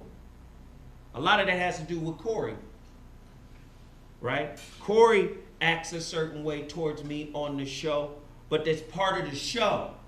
And we know how to play off each other with that. Some comedians may think that's what I am on the show. Oh, this is the punching bag. So say that to me. Say I took it too far and I got disrespectful and I had a little saucy sauce. And we good. We solid. But in my opinion, I want to be solid with brothers. I want to be able to have conflicts the way me and Aries had a conflict, but I want it to be like it is on the basketball court. We can have conflicts and then we can say, all right, I'm cool. There's love. My bad. I shouldn't have fouled you that hard. No bad. No worry, no harm, no foul. We good. We shake. We break. But this ain't about image. This is about the real. Geoff Brown. I was just gonna bring up the fact that I saw Aries the day, and I gotta look the date up, that he was on the D.L. Hughley show. I remember. You told me. He said nothing of it. He said nothing about it. If he really wanted to get at you, I was standing right there. And he know. I'm sure he done scoured the internet. He know you on the show. Bruh. So I sincerely hope that this is about making peace. I hope it is. Because we got this whole other, I don't know, pandemic, end of the world type shit happening. Right. Like I did that one time on the show already. And I sincerely hope he heard it, and I'll say it again. There was a beef at one time between me and Arnez J. And I say to him and anybody, again, who knows him, who knows of him, get it to him, that for any part I had in making him feel uncomfortable about it, I am sorry. That shit is dead and gone. I might have to save his life. He might have to save my life. I might have to help his family or him help my, whatever. We are black men, and there's a time out for this bullshit. That's where we got to start at. That's not necessarily to say that's where we're going to end up. Nigga, you might still be on some bullshit, but let's get you clearly on the fuck you page, but let's try not to get on that page, because there's other shit. Now, if you feel, I mean, there's some great reasons to feel fuck you. You know, I caught you cheating on my, you know, you fucked my wife. Fuck you, nigga. Fuck the end of the world, and you too. But if it ain't way out there, if it's fixable, if it's social, you better work this social shit out. Niggas need to do some social studies. Social studies. Hey, listen. I went on this whole diatribe about who I am and what I'm about. Because one of the biggest things, or one of my biggest pet peeves, is being misunderstood. And I know a lot of that has nothing to do with me. There's really nothing I can do to prevent being misunderstood. But that's one of my biggest pet peeves. And I'm just gonna say, man, the whole purpose of this show that Geoff and I have been doing for over, since 2012, that's when it started, was to provide information and experience. Listening to us two talk is like being in a damn barbershop. Maybe your sons who are young that lack strong, male presence in their life. Maybe they could get something from listening to us over the years, hearing what we've been talking about over the years. So, listen, my intentions are always good. My intentions are always good. The results may not always turn out good, but my intent is results always, may vary. Right. What'd you say? Results may vary. Results may vary. Let me just say this real quick, man. Could y'all please, everybody, send Geoff Brown $5. It's 1,100 people, almost 1,200 people in the chat. If everybody sent him $5, I mean, $5 ain't gonna hurt nobody. $5 ain't gonna end it. Well, it might for some people. I don't know how you have internet if you ain't got $5, but right. I understand. If everybody could send Geoff Brown $5 at $GB Funny Style, I would greatly appreciate it. Also, if everybody could send Sarah, right? Because Sarah got off work at 3, was it 3? Yeah. 3 a.m., got a little bit of sleep, and got over here and made it happen, right? If everybody could send $5 to Sarah, $Sundays with Sarah. Now, you know Sarah is spelled without the H. Sundays with Sarah. And now for me, I'm going to urge all 1,100 of you to go to my masterclass, ZoWhat Masterclass. I've been checking throughout the show, and up until about 5 minutes ago, we only got one masterclass sale. Now, no judgment, no, we just got one. Only one has been reported. So again, I believe the story I shared with you today about my upbringing and who I am has given me insight. I had to fall 1 billion times in order to climb to the space that I am at right now. And I believe that I'm at a space where I can share wisdom that has been bestowed upon me from fucking up so much. Right? From falling so much. Right? I'm telling you right now, one of the fallen is teaching this master class. The world taught you the wrong way. They taught you you had to be perfect in order to teach. And that ain't true, because perfect represents imbalance. Balance is perfect. Perfection. In the middle path. And in order to be in the middle, you got to have some of the dark and some of the light. That is yin and yang. If you look at the ancient yin-yang symbol, you will see the dark side has light in it. The light side has dark in it. Anybody that's presenting themselves as a perfect, I don't know if my mic is on. Is my mic on? Yeah. All right, cool, because somebody said they can't hear. That's your phone. Yeah. Anybody who's presenting themselves as perfect, as flawless, as never having to have made a mistake or done anything, they can't be trusted. Michael Jordan missed thousands of shots. Kobe Bryant missed thousands of shots. I had a man at a cigar lounge tell me the other day, the 2 records that Kobe Bryant is most famous for is taking the most shots in NBA history and missing the most shots in NBA history. Yet, he's still top 5, top 10 legend of all time in NBA history, despite taking, missing, and making. You gotta fall in order to climb. There's no way you can climb unless you start at the bottom. And typically, you gotta fall to the bottom. Typically. In many cases, you gotta fall to the bottom. Sometimes you start at the bottom and climb to a certain height and then fall. And then you start over. That's what this master class is about. This is coming from one of the fallen. How much wisdom have you gained from loss?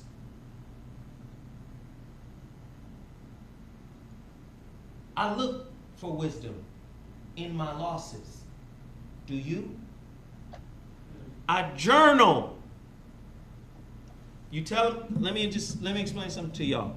This is a prop. It's not on. Let me put it over here. I have a lavalier on. This is the best volume you're going to get, family. All right? That shit just made me lose my thought. I just ask, man, that everybody go to ZoWhat Masterclass and purchase the Masterclass. Can everybody do that? Can everybody do that? Somebody said actually is on. Sounds hollow, bro. To you, Yogi Fish. Everybody says the volume is straight. It's you, Yogi. You my people, yes, dog. Sir. You one of my admins. It's you. Okay. Is there a chance? Yeah, go ahead, Geoff. Yo, bruh, you're gonna have to give us, and this is what you're not doing. In order for a signal to get to you, it has to be developed, amplified, shot out into space. Oh shit! Here comes Geoff. Bounced off, and back down to a tower, and then to you. Now, this is not counting where you walking around, where you live, how close you are to a microwave. I'm going to need you to give us the technological benefit of the doubt that perhaps, maybe, just maybe, we got our shit right on this end. I want you to take into consideration everything that has to happen in order for you to see this. And maybe, just maybe, the problem ain't us. Just think about it. Or ask yourself the question, what have you been doing with your phone? Yes. What type of juices and emollients? Yes. What matter of nastiness has it been upon? Huh? You got some man splatter on your speakers, boy? Yeah. Did you run across one that you just couldn't turn away fast enough?